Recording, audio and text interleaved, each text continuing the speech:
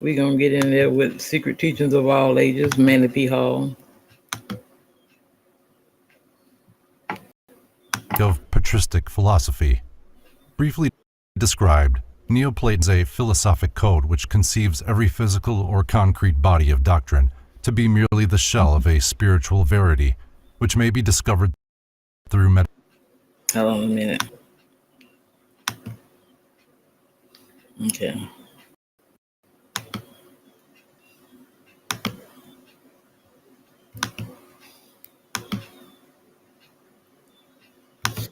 And certain exercises of a mystic nature. In comparison to the esoteric spiritual truths which they contain, the corporeal bodies of religion and philosophy were considered relatively of little value. Likewise, no emphasis was placed upon the material sciences. The term patristic is employed to designate the philosophy of the fathers of the early Christian church. Patristic philosophy is divided into two general epochs, ante-Nicene and post-Nicene. The ante-Nicene period was devoted to attack on paganism, apologies, and defense of Christianity. The entire structure of pagan philosophy was assailed, and the dictates of faith elevated above those of reason. In some instances, efforts were made to reconcile the evident truths of paganism with Christian revelation. Evident among the ante-Nicene fathers were Saint Irenaeus, Clement of Alexandria, and Justin Martyr.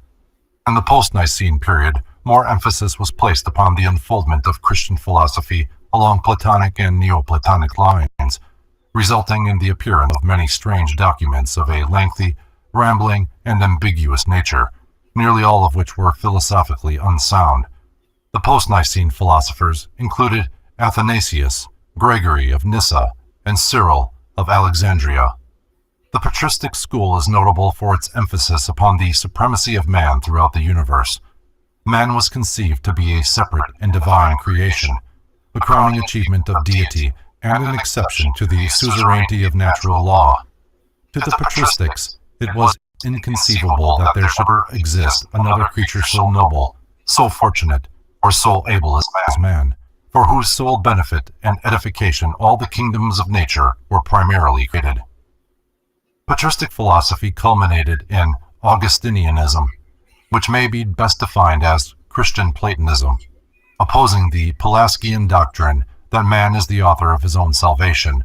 Augustinianism elevated the Church and its dogmas to a position of absolute infallibility, a position which it successfully maintained until the Reformation.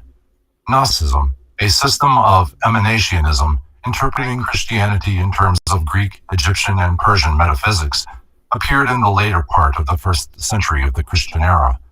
Practically all the information extant regarding the Gnostics and their doctrines, stigmatized as heresy by the ante-Nicene Church Fathers, is derived from the accusations made against them, particularly from the writings of Saint Irenaeus. In the 3rd century appeared Manichaeism, a dualistic system of Persian origin, which taught that good and evil were forever contending for universal supremacy. In Manichaeism, Christ is conceived to be the principle of redeeming good, in contradistinction to the man Jesus, who was viewed as an evil personality. The death of Boethius in the 6th century marked the close of the ancient Greek school of philosophy. The 9th century saw the rise of the new school of scholasticism, which sought to reconcile philosophy with theology. Representative of the main divisions of the scholastic school were the eclecticism of John of Salisbury, the mysticism of Bernard of Clairvaux and Saint Bonaventura, the rationalism of Peter Abelard, and the pantheistic mysticism of Meister Eckhart. Among the Arabian Aristotelians were Avicenna and Averroes. The zenith of scholasticism was reached with the advent of Albertus Magnus and his illustrious disciple, St. Thomas Aquinas. Thomism, the philosophy of St. Thomas Aquinas, sometimes referred to as the Christian Aristotle, sought to reconcile the various factions of the scholastic school. Thomism was basically Aristotelian with the added concept that faith is a projection of reason. Scotism, or the doctrine of voluntarism, promulgated by Johannes Duns Scotus, a Franciscan scholastic, emphasized the power and efficacy of the individual will, as opposed to Thomism.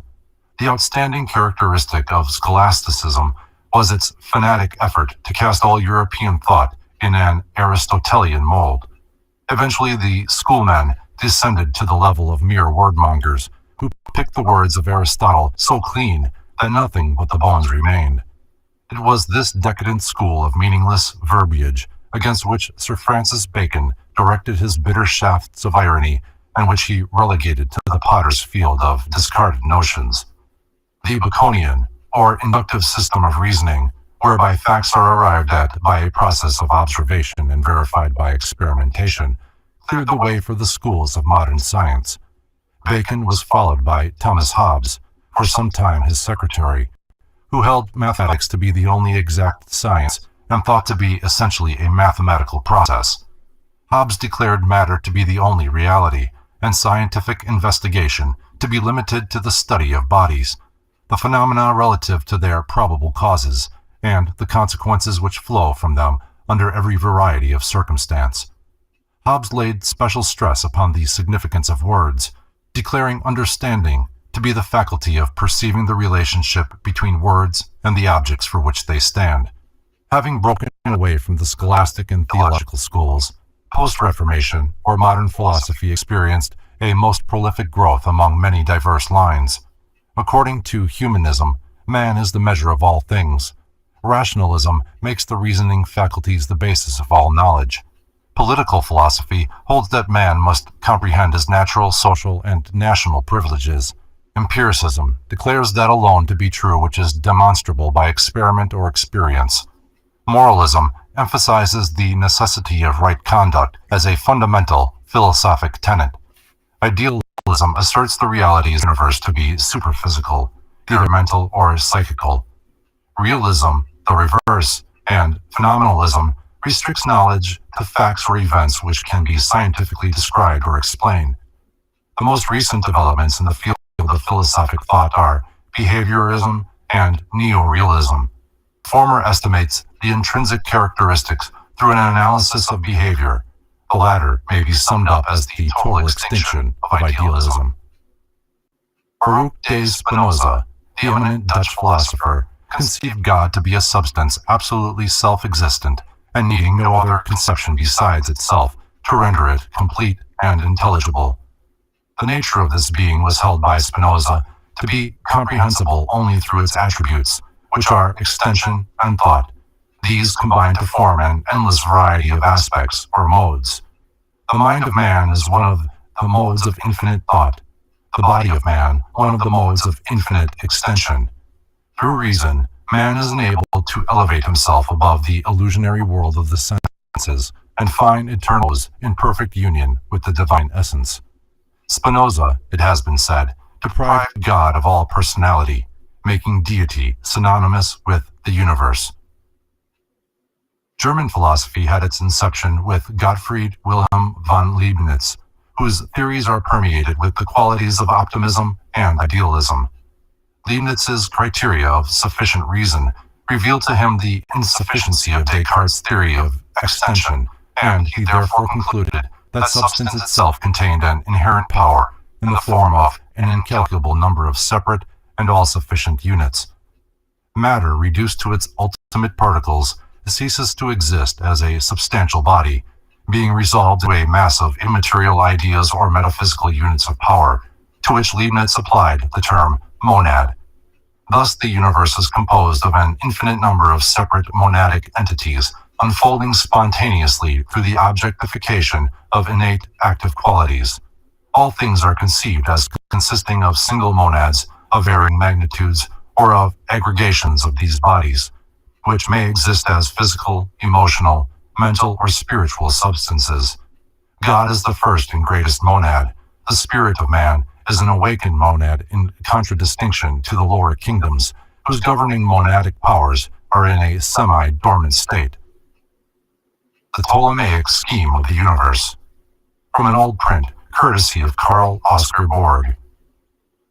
In ridiculing the geocentric system of astronomy expounded by Claudius Ptolemy, modern astronomers have overlooked the philosophic key to the Ptolemaic system.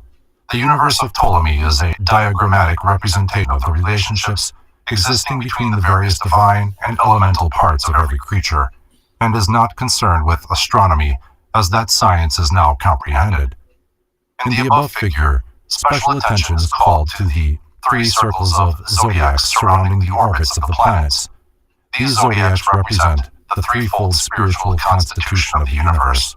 The orbits of the planets are the governors of the world, and the four elemental spheres in the center represent the physical constitution of both man and the universe. Ptolemy's scheme of the universe is simply a cross-section of the universal aura, the planets and elements to which he refers having no relation to those recognized by modern astronomers. Though a product of the Leibnizian-Wolffian school, Immanuel Kant, like Locke, dedicated himself to investigation of the powers and limits of human understanding. The result was his critical philosophy, embracing the critique of pure reason, the critique of practical reason, and the critique of judgment. Dr. W. J. Durant sums up Kant's philosophy in the concise statement that he rescued mind from matter. The mind Kant conceived to be the selector and coordinator of all perceptions, which in turn are the result of sensations grouping themselves about some external object. In the classification of senses and ideas, the mind employs certain categories of sense, time, and space, of understanding, quality, relation, modality, and causation, and the unity of appreciation. Being subject to mathematical laws, time and space are considered absolute and sufficient bases for exact thinking. Kant's practical reason declared that while the nature of noumenon could never be comprehended by the reason, the fact of morality proves the existence of three necessary postulates: free will, immortality, and God. In the critique of judgment, Kant demonstrates the union of the noumenon and the phenomenon in art and biological evolution. German super-intellectualism is the outgrowth of an overemphasis of Kant's theory of the autocratic supremacy of the mind over sensation and thought. The philosophy of Johann Gottlieb Fichte was a projection of Kant's philosophy, wherein he attempted to unite Kant's practical reason with his pure reason. Fichte held that the known is merely the contents of the consciousness of the knower, and that nothing can exist to the knower until it becomes part of those contents. Nothing is actually real, therefore, except the facts of one's own mental experience. Recognizing the necessity of certain objective realities, Friedrich Wilhelm Joseph von Schelling, who succeeded Fichte in the chair of philosophy at Jena, first employed the doctrine of identity as the groundwork for a complete system of philosophy. Whereas Fichte regarded self as the absolute, von Schelling conceived infinite and eternal mind to be the all-pervading cause. Realization of the absolute is made possible by the intellectual intuition, which, being a superior or spiritual sense, is able to dissociate itself from both subject and object.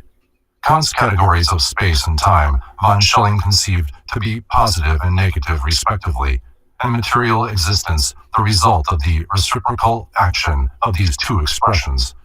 Von Schelling also held that the absolute in its process of self-development proceeds according to a law or rhythm consisting of three movements.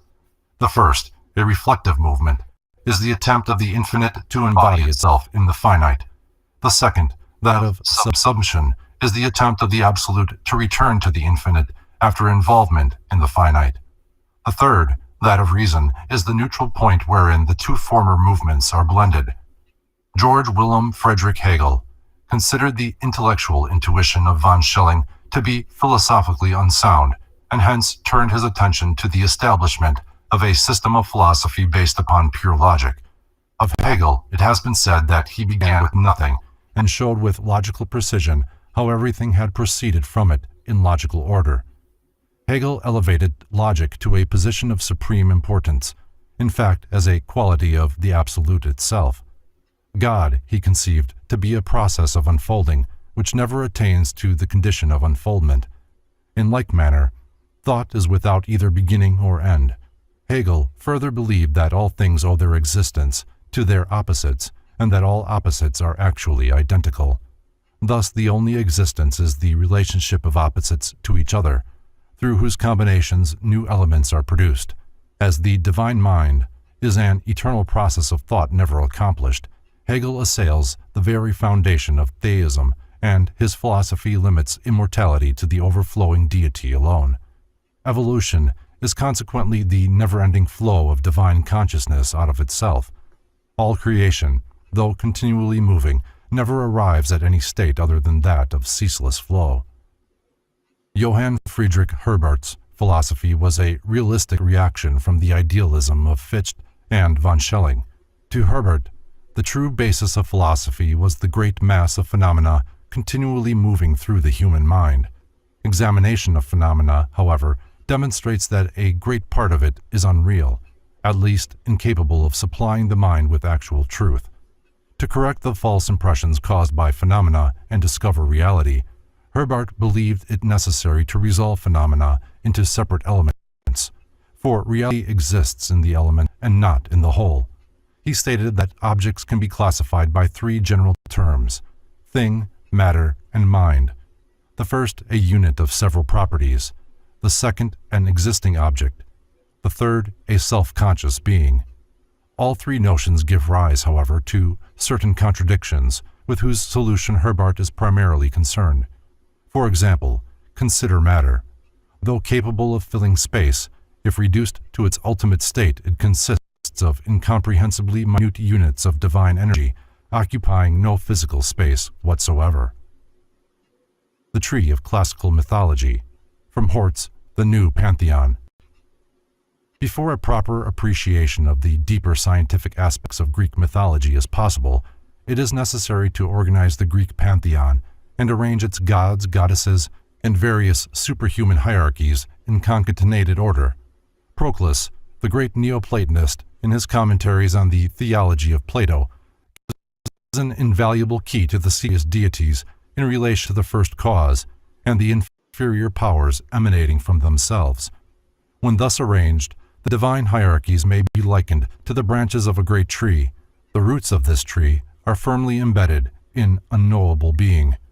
The trunk and larger branches of the tree symbolize the superior gods. The twigs and leaves, the innumerable existences dependent upon the first and unchanging power. The true subject of Arthur Schopenhauer's philosophy is the will. The object of his philosophy is the elevation of the mind to the point where it is capable of controlling the will. Schopenhauer likens the will to a strong blind man who carries on his shoulders the intellect, which is a weak lame man possessing the power of sight. The will is the tireless cause of manifestation, and every part of nature the product of will. The brain is the product of the will to know, the hand the product of the will to grasp. The entire intellectual and emotional constitutions of man are subservient to the will and are largely concerned with the effort to justify dictates of the will. Thus, the mind creates elaborate systems of thought simply to prove the necessity of the thing willed. Genius, however, represents the state wherein the intellect has gained supremacy over the will, and the life is ruled by reason and not by impulse. The strength of Christianity, said Schopenhauer, lay in its pessimism and conquest of individual will. His own religious viewpoints resembled closely the Buddhistic. To him, nirvana represented the subjugation of will. Life, the manifestation of the blind will to live, he viewed as a misfortune, claiming that the true philosopher was one who, recognizing the wisdom of death, resisted the inherent urge to produce his kind. Of Frederick William, it has been said that his peculiar contribution to the cause of human hope was the glad tidings that God had died of pity. The outstanding features of Nietzsche's philosophy are his doctrine of eternal recurrence and the extreme emphasis placed by him upon the will to power, a projection of Schopenhauer's will to live. Nietzsche believed the purpose of existence to be the production of a type of all-powerful individual, designated by him the Superman. This Superman was the product of careful culturing, for if not separated forcibly from the mass and consecrated to the production of power, the individual would sink back to the level of the deadly mediocre. Love, Nietzsche said, should be sacrificed to the production of the superhuman, and those only should marry who are best fitted to produce this outstanding type. Nietzsche also believed in the rule of the aristocracy, both blood and breeding being essential to the establishment of this superior type. Nietzsche's doctrine did not liberate the masses. It rather placed over them supermen for whom their inferior brothers and sisters should be perfectly reconciled to die. Ethically and politically, the Superman was a law unto himself. To those who understand the true meaning of power to be virtue, self-control, and truth, the ideality behind Nietzsche's theory is apparent. To the superficial, however, it is a philosophy heartless and calculating, concerned solely with the survival of the fittest. Of the other German schools of philosophic thought, limitations of space preclude detailed mention. The more recent developments of the German school are Freudianism and relativism, often called the Einstein theory. The former is a system of psychoanalysis through psychopathic and neurological phenomena. The latter attacks the accuracy of mechanical principles dependent upon the present theory of velocity. René Descartes stands at the head of the French school of philosophy and shares with Sir Francis Bacon the honor of founding the systems of modern science and philosophy. As Bacon based his conclusions upon observation of external things, so Descartes founded his metaphysical philosophy upon observation of internal things. Cartesianism, the philosophy of Descartes, first eliminates all things and then replaces as fundamental those premises without which existence is impossible. Descartes defined an idea as that which fills the mind when we conceive a thing. The truth of an idea must be determined by the criteria of clarity and distinctness. Hence, Descartes held that a clear and distinct idea must be true. Descartes has the distinction of also evolving his own philosophy without risk to authority. Consequently, his conclusions are built up from the simplest of premises and grow in complexity as the structure of his philosophy takes form. The positive philosophy of Auguste Comte is based upon the theory that human intellect develops through 3 stages of thought.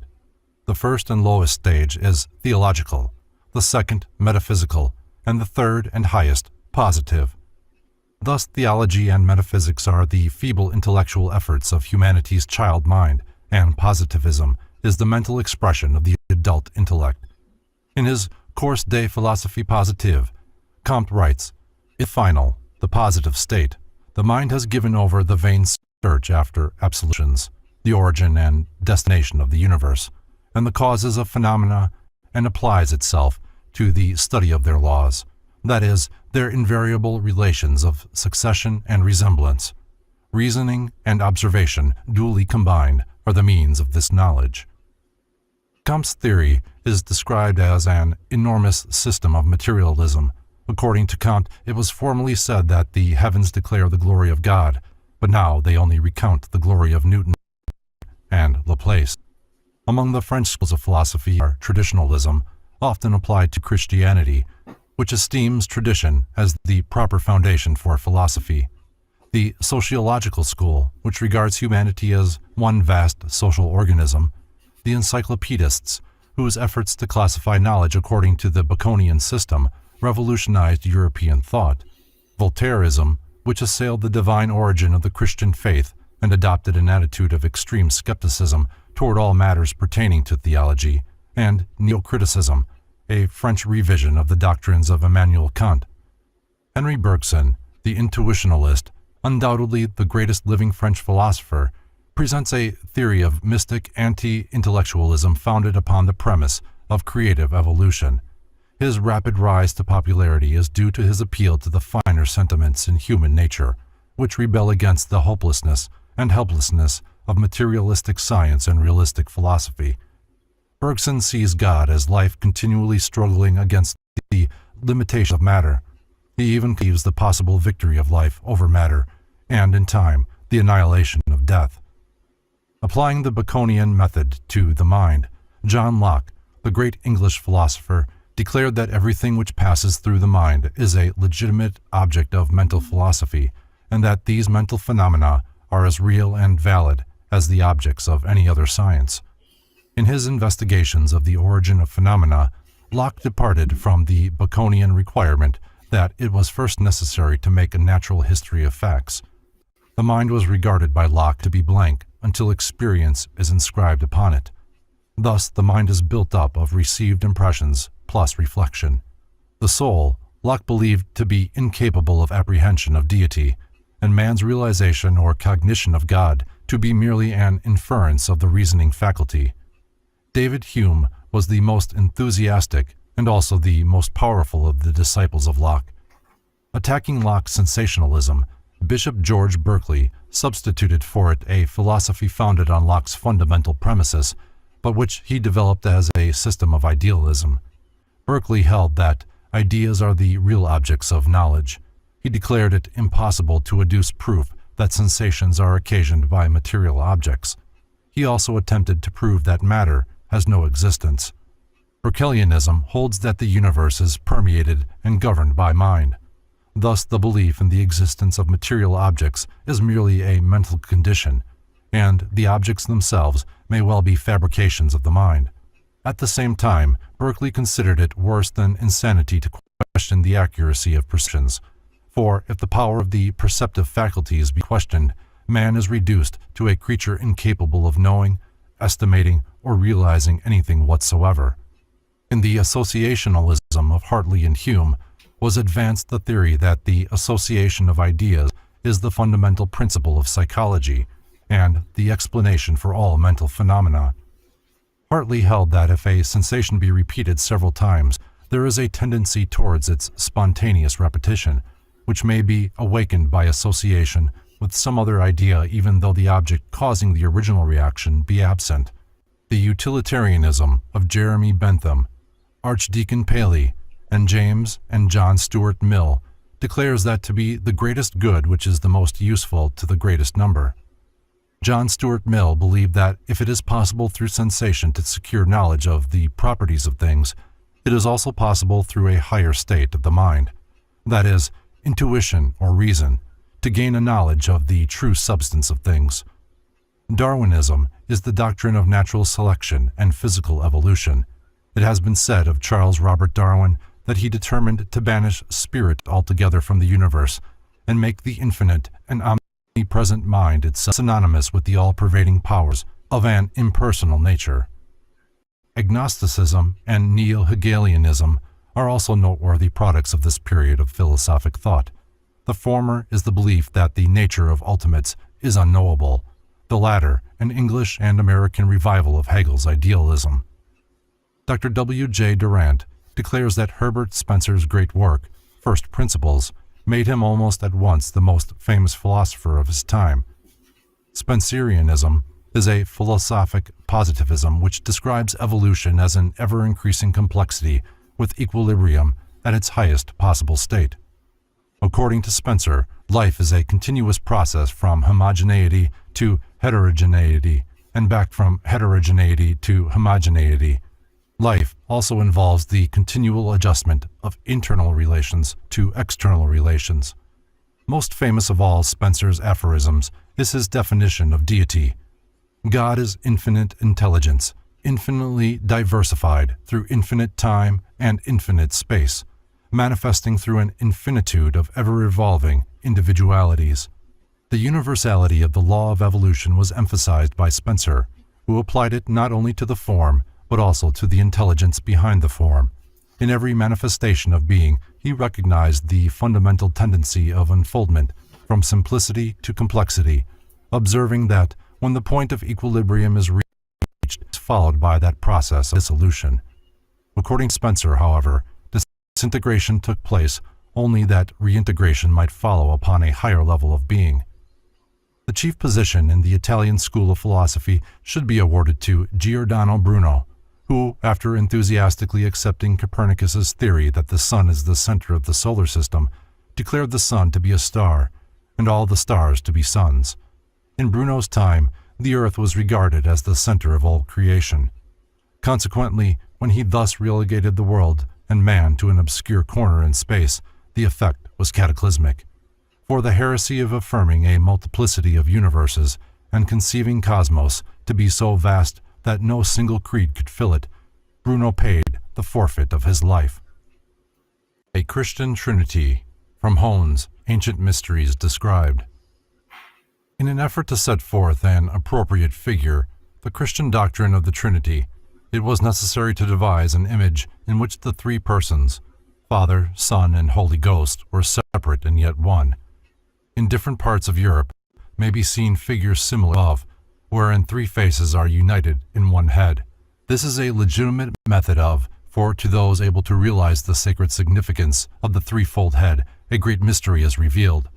However, in the presence of such applications of symbology in Christian art, it is scarcely proper to consider the philosophers of other faiths as benighted if, like the Hindus, they have a three-faced Brahma, or, like the Romans, a two-faced Janus.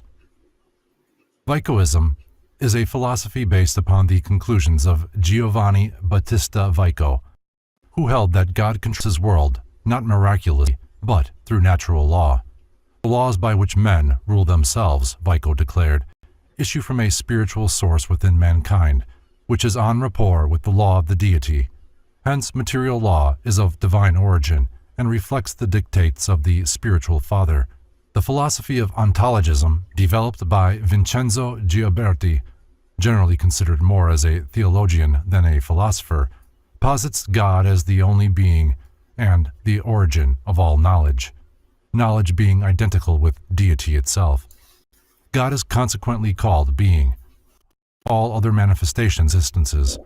Truth is to be discovered through reflection upon this mystery. The most important of modern Italian philosophers is Benedetto Croce, a Hegelian idealist. Croce conceives ideas to be the only reality. He is anti-theological in his viewpoints, does not believe in the immortality of the soul, and seeks to substitute ethics and aesthetics for religion. Among other branches of Italian philosophy should be mentioned sensism, or sensationalism, which posits the sense perceptions as the sole channels for the reception of knowledge, criticism, or the philosophy of accurate judgment, and neo-scholasticism, which is a revived Thomism encouraged by the Roman Catholic Church. The two outstanding schools of American philosophy are transcendentalism and pragmatism. Transcendentalism, exemplified in the writings of Ralph Waldo Emerson, emphasizes the power of the transcendental over the physical. Many of Emerson's writings show pronounced Oriental influence, particularly his essays on the Oversoul and the Law of Compensation. The theory of pragmatism, while not original with Professor William James, owes its widespread popularity as a philosophic tenet to his efforts. Pragmatism may be defined as the doctrine that the meaning and nature of things are to be from consideration of their consequences. The true, according to James, is only an expedient in the way of our thinking, just as the right is only an expedient in the way of our behaving. See his Pragmatism. John Dewey, the instrumentalist who applies the experimental attitude to all the aims of life, should be considered a commentator of James. To Dewey, growth and change are limitless, and no ultimates are postulated. The long residence in America of George Santayana warrants the listing of this great Spaniard among the ranks of American philosophers, defending himself with the shield of skepticism alike from the illusions of the senses and the cumulative errors of the ages. Santayana seeks to lead mankind into a more apprehending state, denominated by him the life of reason. In addition to the authorities already quoted, in the preparation of the foregoing abstract of the main branches of philosophic thought, the present writer has had recourse to Stanley's History of Philosophy, Morel's an historical and critical view of the speculative philosophy of Europe in the 19th century, Singer's Modern Thinkers and Present Problems, Rand's Modern Classical Philosophers, Windelband's History of Philosophy, Perry's Present Philosophical Tendencies, Hamilton's Lectures on Metaphysics and Logic, and Durant's The Story of Philosophy. Having thus traced the more or less sequential development of philosophic speculation from Thales to James and Bergson, it is now in order to direct the reader's attention to the elements leading to and the circumstances attendant upon the genesis of philosophic thinking. Although the Hellenes proved themselves peculiarly responsive to the disciplines of philosophy, this science of sciences should not be considered indigenous to them. Although some of the Grecians, writes Thomas Stanley, have challenged to their nation the origin of philosophy, yet the more learned of them have acknowledged it to be derived from the East. The magnificent institutions of Hindu, Chaldean, and Egyptian learning must be recognized as the actual source of Greek wisdom. The last was patterned after the shadow cast by the sanctuaries of Ellora, and Memphis upon the thought substance of a primitive people. Thales, Pythagoras, and Plato, in their philosophic wanderings, contacted many distant cults and brought back the lore of Egypt and the inscrutable Orient. From indisputable facts such as these, it is evident philosophy emerged from the religious mysteries of antiquity, not being separated from religion until after the decay of the mysteries. Hence, he who would fathom the depths of philosophic thought must familiarize himself with the teachings of those initiated priests designated as the first custodians of divine revelation. The mysteries claim to be the guardians of a transcendental knowledge so profound as to be incomprehensible save to the most exalted intellect, and so potent as to be revealed with safety only to those in whom personal ambition was dead, and who had consecrated their lives to the unselfish service of humanity. Both the dignity of these sacred institutions and the validity of their claim to possession of universal wisdom are attested by the most illustrious philosophers of antiquity, who were themselves initiated into the profundities of the secret doctrine and who bore witness to its efficacy. The question may legitimately be propounded: if these ancient mystical institutions were of such great pith and moment, why is so little information now available concerning them and the arcana they claimed to possess? The answer is simple enough. The mysteries were secret societies, binding their initiates to inviolable secrecy and avenging with death the betrayal of their sacred trusts. Although these schools were the true inspiration of the various doctrines promulgated by the ancient philosophers, the fountainhead of those doctrines was never revealed to the profane. Furthermore, in the lapse of time, the teachings became so inextricably linked with the names of their disseminators that the actual but recondite source, the mysteries, came to be wholly ignored. Symbolism is the language of the mysteries. In fact, it is the language not only of mysticism and philosophy, but of all nature, for every law and power active in universal procedure is manifested to the limited sense perceptions of man through the medium of symbol. Every form existing in the diversified sphere of being is symbolic of the divine activity by which it is produced. By symbols, men have ever sought to communicate to each other those thoughts which transcend the limitations of language.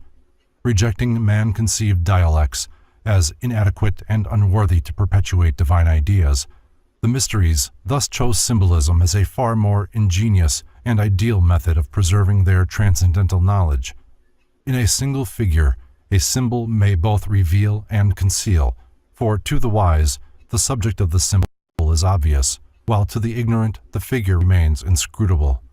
Hence, he who seeks to unveil the secret doctrine of antiquity must search for that doctrine not upon the open pages of books which might fall into the hands of the unworthy, but in the place where it was originally concealed.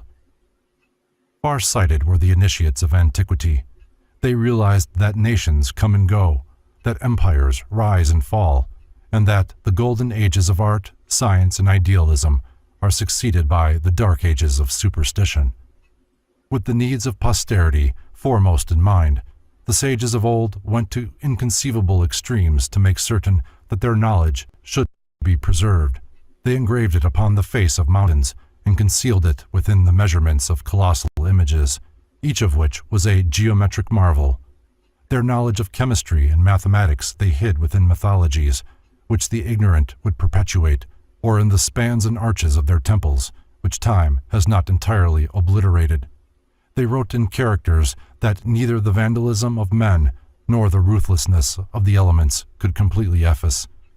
Today, men gaze with awe and reverence upon the mighty Memnons standing alone on the sands of Egypt, or upon the strange terraced pyramids of Palenque.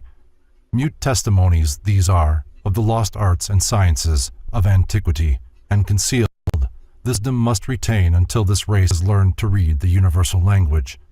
Symbolism. The book to which this is the introduction is dedicated to the proposition that concealed within the emblematic figures, allegories, and rituals of the ancients is a secret doctrine concerning the inner mysteries of life which doctrine has been preserved in toto among a small band of initiated minds since the beginning of the world. Departing, these illumined philosophers left their formulae that others too might attain to understanding. But, lest these secret processes fall into uncultured hands and be perverted, the great arcanum was always concealed in symbol or allegory, and those who can today discover its lost keys may open with them a treasure house of philosophic, scientific, and religious truths. The Orphic Egg, from Bryant's An Analysis of Ancient Mythology. The ancient symbol of the Orphic mysteries was the serpent-entwined egg, which signified cosmos as encircled by the fiery creative spirit. The egg also represents the soul of the philosopher, the serpent, the mysteries. At the time of initiation, the shell is broke, and man emerges from the embryonic state of physical existence, wherein he had remained through the fetal period of philosophic regeneration. The ancient mysteries and secret societies which have influenced modern Masonic symbolism. When confronted with a problem involving the use of reason faculties, individuals with strong intellect keep their poise and seek to reach a solution by obtaining facts bearing upon the question. Those of immature mentality, on the other hand, when similarly confronted, are overwhelmed. While the former may be qualified to solve the riddle of their own destiny, the latter must be led like a flock of sheep and taught in simple language.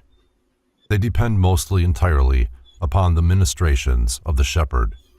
The Apostle Paul said that these little ones must be fed with milk, but that meat is the food of strong men. Thoughtlessness is almost synonymous with childishness, while thoughtfulness is symbolic of maturity. There are, however, but few mature minds in the world, and thus it was that the philosophic religious doctrines of the pagans were divided to meet the needs of these two fundamental human intellect, one philosophic, the other incapable of appreciating the deeper mysteries of life. To the discerning few were revealed the esoteric or spiritual teachings, while the unqualified many received only the literal or exoteric interpretations. In order to make simple the great truths of nature and the abstract principles of natural law, the vital forces of the universe were personified, becoming the gods and goddesses of the ancient mythologies.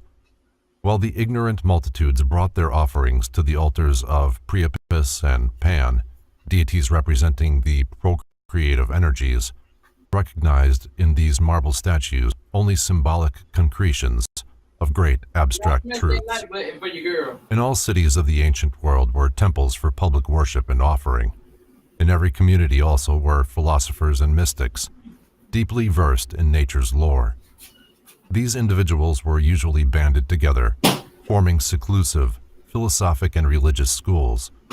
The more important of these groups were known as the mysteries. Many of the great minds of antiquity were initiated into these secret fraternities by strange and mysterious rites, some of which were extremely cruel. Alexander Wilder defines the mysteries as sacred dramas performed at stated periods. The most celebrated were those of Isis, Sabazius, Sibyl, and Eleusis. After being admitted, the initiates were instructed in the secret wisdom which had been preserved for ages.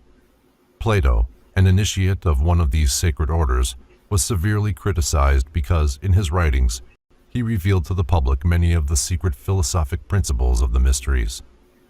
Every pagan nation had, and has, not only its statesman, but another into which the philosophic elect alone have gained entrance.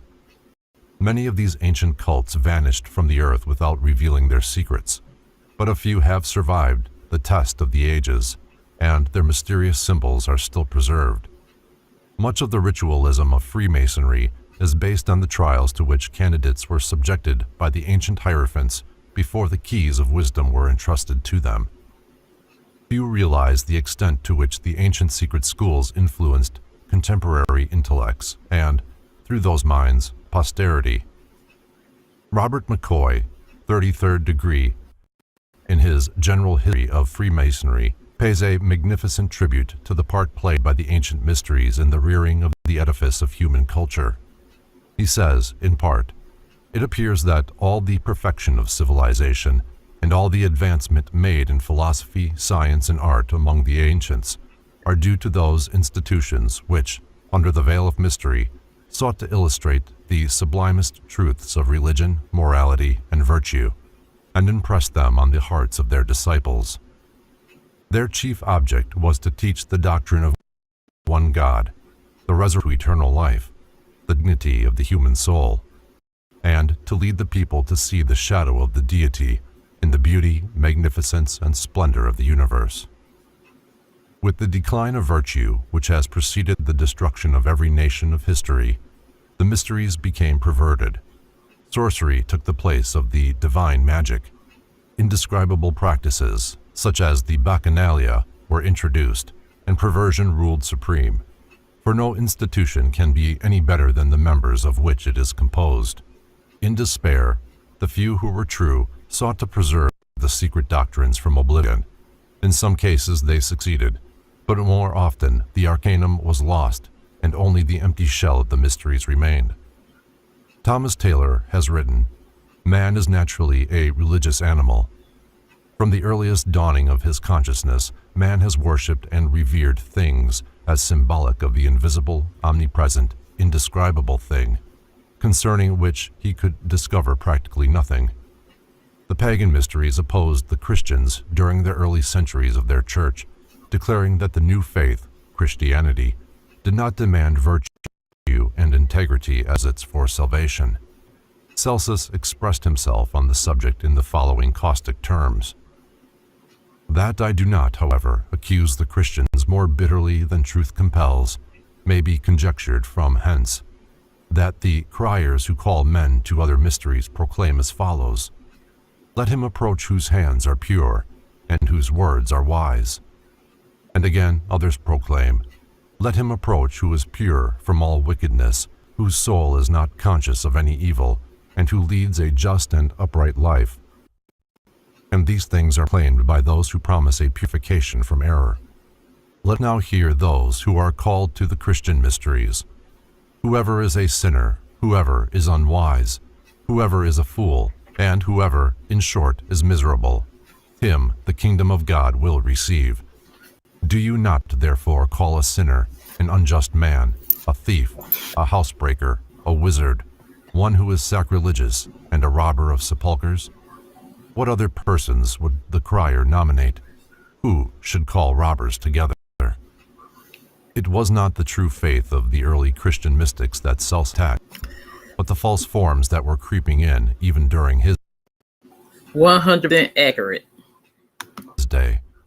The ideals of early Christianity were based upon the high moral standards of the pagan mysteries, and Christians who met on the city of Rome used as their places of worship the subterranean temples of Mithras, from whose cult has been borrowed much of the sacerdotalism of the modern church. The ancient philosophers believed that no man could live intelligently who did not have a fundamental knowledge of nature and her laws. Before man can obey, he must understand, and the mysteries were devoted to instructing man concerning the operation of divine law in the terrestrial sphere. Few of the early cults actually worshipped anthropomorphic deities, although their symbolism might lead one to believe they did. They were moralistic rather than religionistic, philosophic rather than theologic. They taught man to use his faculties more intelligently, to be patient in the face of adversity, to be courageous when confronted by danger, to be true in the midst of temptation, and, most of all, to view a worthy life as the most acceptable sacrifice to God, and his body as an altar sacred to the deity. A female hierophant mysteries, from Montfaucon's Antiquities. This illustration shows Sybil, here called the Syrian goddess, in the robes of a hierophant. Montfaucon describes the figure as follows. Upon her head is an episcopal mitre, adorned on the lower part with towers and unquestioned, and there were instances in which armies, about to attack each other, sheathed their swords when ordered to do so by the white-robed druids. No undertaking of great importance was scattered without assistance of these patriarchs, who stood as mediators between the gods and men. The Druidic order is deservedly credited with having had a deep understanding of nature and her laws. The Encyclopedia Britannica states that geography, physical science, natural theology, and astrology were their favorite studies. The Druids had a fundamental knowledge of medicine, especially the use of herbs and simples. Crude surgical instruments also have been found in England and Ireland. An odd treatise on early British medicine states that every practitioner was expected to have a garden or backyard for the growing of certain herbs necessary to his profession. Eliphas Levi, the celebrated transcendentalist, makes the following significant statement. The Druids were priests and physicians, curing by magnetism and charging amulets with their fluidic influence. Their universal remedies were mistletoe and serpent's eggs, because these substances attract the astral light in a special manner. The solemnity with which mistletoe was cut down drew upon this plant the popular confidence and rendered it powerfully magnetic. The progress of magnetism will someday reveal to us the absorbing properties of mistletoe. We shall then understand the secret of those spongy growths which drew the unused virtues of plants and became surcharged with tinctures and savors. Mushrooms, truffles, gall on trees, and the different kinds of mistletoe will be employed with understanding by a medical science, which will be new because it is old. But one must not move quicker than science, which recedes that it may advance the further. See the history of magic. Not only was the mistletoe sacred as symbolic of the universal medicine or panacea, but also because of the fact that it grew upon the oak tree. Through the symbol of the oak, the Druids worshipped the supreme deity.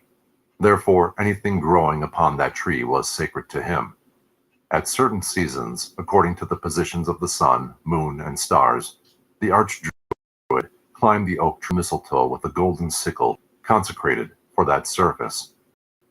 The parasitic growth was caught in white cloths provided for the purpose, lest it touch the earth and be polluted by terrestrial vibrations. Usually a sacrifice of a white bull was made under the tree. The Druids were initiates of a secret school that existed in their midst. This school, which closely resembled the Bacchic and Eleusinian mysteries of Greece or the Egyptian rites of Isis and Osiris, is justly designated the Druidic mysteries. There has been much speculation concerning the secret wisdom that the Druids claimed to possess. Their secret teachings were never written, but were communicated orally to specially prepared candidates. Robert, 32nd degree, is of the opinion that the British priests secured their information from Tyrian and Phoenician navigators who, thousands of years before the Christian era, established colonies in Britain and Gaul while searching for tin. Thomas Maurice, in his Indian Antiquities, discourses at length on Phoenician, Carthaginian, and Greek expeditions to the British Isles for the purpose of procuring tin. Others are of the opinion that the mysteries as celebrated by the Druids were of Oriental origin, possibly Buddhistic. The proximity of the British Isles to the lost Atlantis may account for the sun worship which plays an important part in the rituals of Druidism. According to Artemidorus, Ceres and Persephone were worshipped on an island close to Britain, with rites and ceremonies similar to those of Samothrace. There is no doubt that the Druidic pantheon includes a large number of Greek and Roman deities. This greatly amazed Caesar during his conquest of Britain and Gaul, and caused him to affirm that these tribes adored Mercury, Apollo, Mars, and Jupiter in a manner similar to that of the Latin countries. It is almost certain that the Druidic mysteries were not indigenous to Britain or Gaul, but migrated from one of the more ancient civilizations. The school of the Druids was divided into 3 distinct parts, and the secret teachings embodied therein are practically the same as the mysteries concealed under the allegories of Blue Lodge masonry. The lowest of the 3 divisions was that of Ovid. This was an honorary degree, requiring no special purification or preparation. The Ovates dressed in green, the Druidic color of learning, and were expected to know something about medicine, astronomy, poetry if possible, and sometimes music. An ovate was an individual admitted to the Druidic order because of his general excellence and superior knowledge concerning the problems of life. The second division was that of the bard, Baird. Its members were robed in sky blue to represent harmony and truth, and to them was assigned the labor of memorizing, at least in part, the 20,000 verses of Druidic sacred poetry. They were often pictured with the primitive British or Irish harp, an instrument strung with human hair and having as many strings as there were ribs on one side of the human body. These bards were often chosen as teachers of candidates seeking entrance into the Druidic mysteries. Neophytes wore striped robes of blue, green, and white, these being the three sacred colors of the Druidic order. The third division was that of Druid, Derwyddon. Its particular labor was to minister to the religious needs of the people. To reach this dignity, the candidate must first become a bard brent. The Druids always dressed in white, symbolic of their purity, and the color used by them to symbolize the sun. In order to reach the exalted position of Archdruid, or spiritual head of the organization, it was necessary for a priest to pass through the 6 successive degrees of the Druidic order. The members of the different degrees were differentiated by the colors of their sashes, for all of them wore robes of white. Some writers are of the opinion that the title of Archdruid was hereditary, descending from father to son, but it is more probable that the honor was conferred by ballot election. Its recipient was chosen for his virtues and integrity from the most learned members of the higher Druidic degrees. According to James Gardner, there were usually 2 Archdruids in Britain, one residing on the Isle of Anglesey and the other on the Isle of Man. Presumably, there were others in Gaul. These dignitaries generally carried golden scepters and were crowned with wreaths of oak leaves, symbolic of their authority. The younger members of the Druidic order were clean-shaven and modestly dressed, but the more aged had long gray beards and wore magnificent golden ornaments. The educational system of the Druids in Britain was superior to that of their colleagues on the continent, and consequently, many of the Gallic youths were sent to the Druidic colleges in Britain for their philosophical instruction and training. The Archdruid in his ceremonial robes. From Wellcome's Ancient Cymric Medicine. The most striking adornment of the Archdruid was the Eoden Moran, or breastplate of judgment, which possessed the mysterious power of strangling any who made an untrue statement while wearing it. Godfrey Higgins states that this breastplate was put on the necks of witnesses to test the veracity of their evidence. The Druidic tiara, or anguinum, its front embossed with a number of points to represent the sun's rays, indicated that the priest was a personification of the rising sun. On the front of his belt, the Archdruid wore the Liath Measikith, a magic brooch or buckle, in the center of which was a large white stone. To this was attributed the power of drawing the fire of the gods down from heaven at the priest's command. This specially cut stone was a burning glass, by which the sun's rays were concentrated to light the altar fires. The Druids also had other symbolic implements, such as the peculiarly shaped golden sickle with which they cut the mistletoe from the oak, and the cornon, or scepter, in the form of a crescent, symbolic of the 6th day of the increasing moon, and also of the Ark of Noah. An early initiate of the Druidic mysteries related that admission to their midnight ceremony was gained by means of a glass boat called Gwar Gwydryn. This boat symbolized the moon, which, floating upon the waters of eternity, preserved the seeds of living creatures within its boat-like crescent.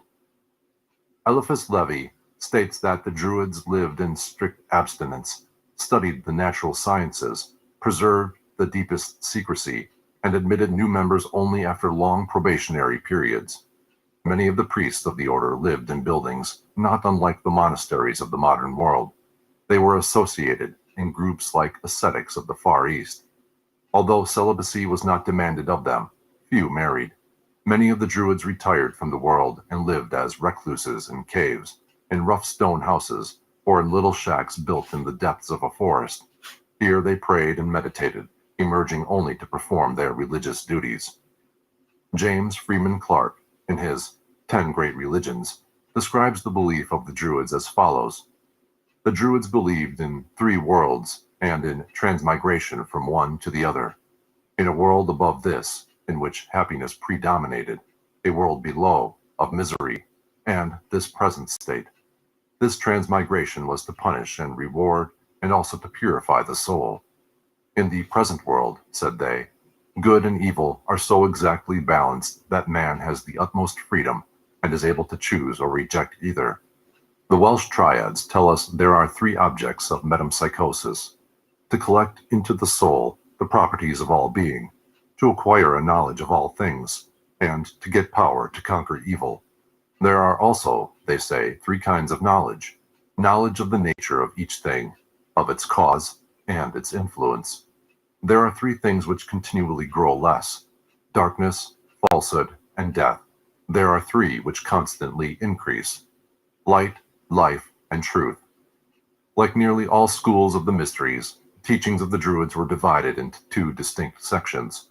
The simpler, a moral code, was taught to all the people, while the deeper, esoteric doctrine was given only to initiated priests.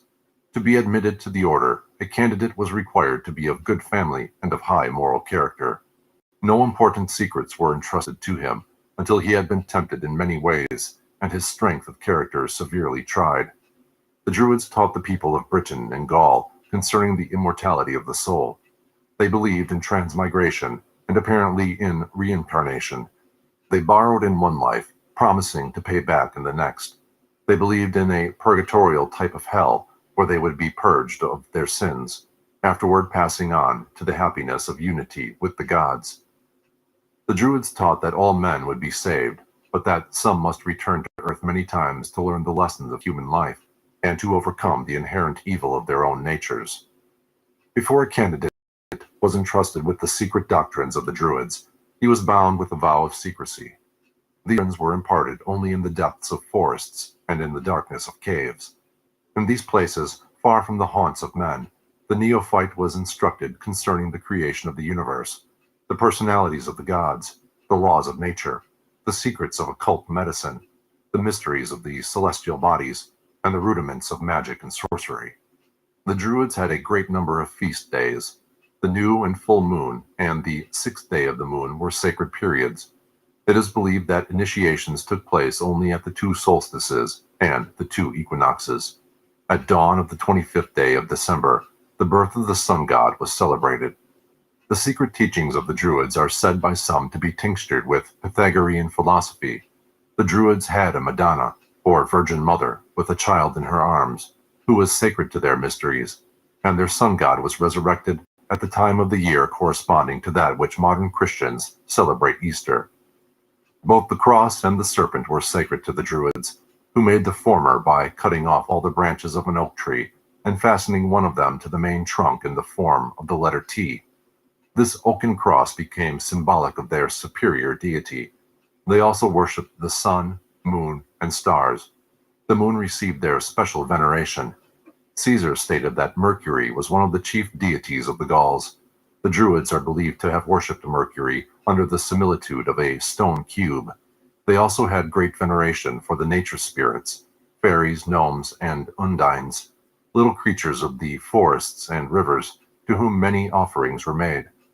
Describing the temples of the Druids, Charles Heckthorne, in The Secret Societies of All Ages and Countries, says, "Their temples, wherein the sacred fire was preserved, were generally situate on eminences, and in dense groves of oak, and assumed various forms: circular, because a circle was the emblem of the universe; oval, in allusion to the mundane egg, from which issued, according to the traditions of many nations, the universe, or, according to others, our first parents; serpentine, because a serpent was the symbol of Hu, the Druidic Osiris; cruciform, because a cross is an emblem of regeneration; or winged, to represent the motion of the divine spirit.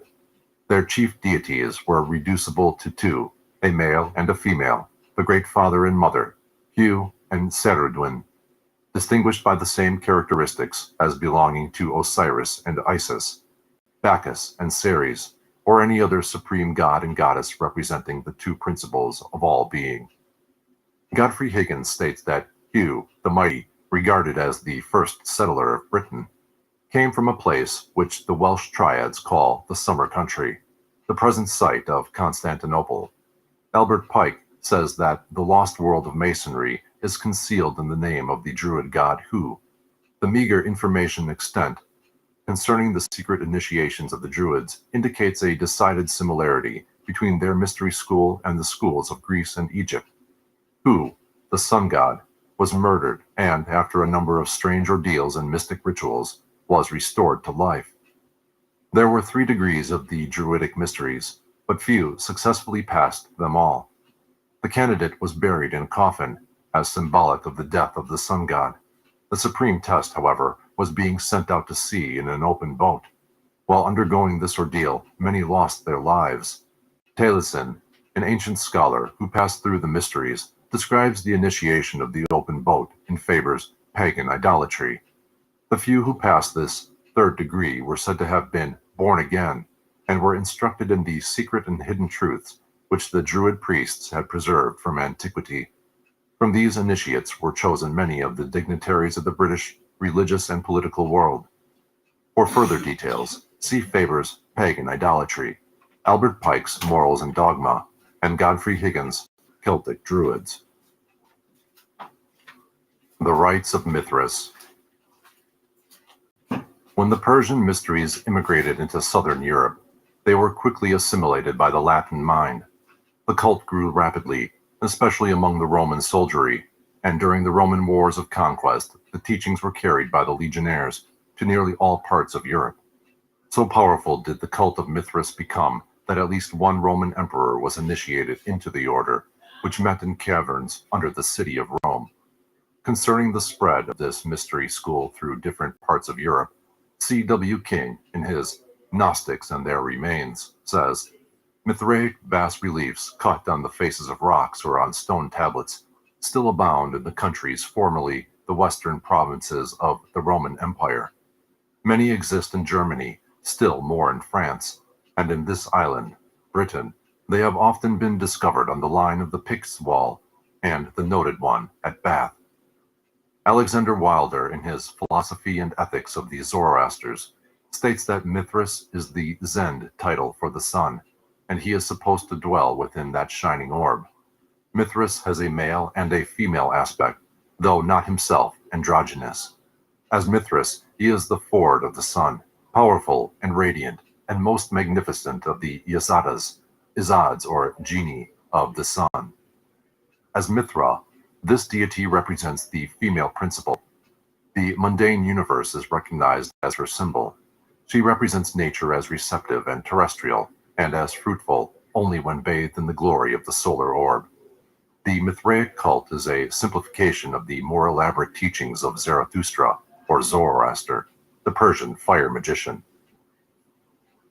The Ground Plan of Stonehenge, from Maurice's Indian Antiquities. The Druid temples of places of religious worship were not patterned after those of other nations. Most of their ceremonies were performed at night, either in thick groves of oak trees or around open-air altars built of great uncut stones. How these masses of rock were moved has not been satisfactorily explained. The most famous of their altars, a great stone ring of rocks, is Stonehenge, in southwestern England. This structure, laid out on an astronomical basis, still stands, a wonder of antiquity. According to the Persians, there coexisted in eternity 2 principles. The first of these, Ahura Mazda, or Ormuzd, was the spirit of good. From Ormuzd came forth a number of hierarchies of good and beautiful spirits, angels and archangels. The second of these eternally existing principles was called Ahriman. He was also a pure and beautiful spirit, but he later rebelled against Ormuzd, being jealous of his power. This did not occur, however, until after Ormuzd had created light, for previously Ahriman had not been conscious of the existence of Ormuzd. Because of his jealousy and rebellion, Ahriman became the spirit of evil. From himself, he individualized a host of destructive creatures to injure Ormuzd. When Ormuzd created the earth, Ahriman entered into its grosser elements. Whenever Ormuzd did a good deed, Ahriman placed the principle of evil within it. At last, when Ormuzd created the human race, Ahriman became incarnate in the lower nature of man, so that in each personality, the spirit of good and the spirit of evil struggle for control. For 3,000 years, Ormuzd ruled the celestial worlds with light and goodness. Then he created man. For another 3,000 years, he ruled man with wisdom and integrity. Then the power of Ahriman began, and the struggle for the soul of man continues through the next period of 3,000 years. During the fourth period of 3,000 years, the power of Ahriman will be destroyed. Good will return to the world again. Evil and death will be vanquished. And at last, the spirit of evil will bow humbly before the throne of Ormuzd. While Ormuzd and Ahriman are struggling for control of the human soul and for supremacy in nature, Mithras, god of intelligence, stands as mediator between the two. Many authors have noted the similarity between Mercury and Mithras, as the chemical mercury acts as a solvent, according to alchemists. So Mithras seeks to harmonize the two celestial opposites. There are many points of resemblance between Christianity and the cult of Mithras.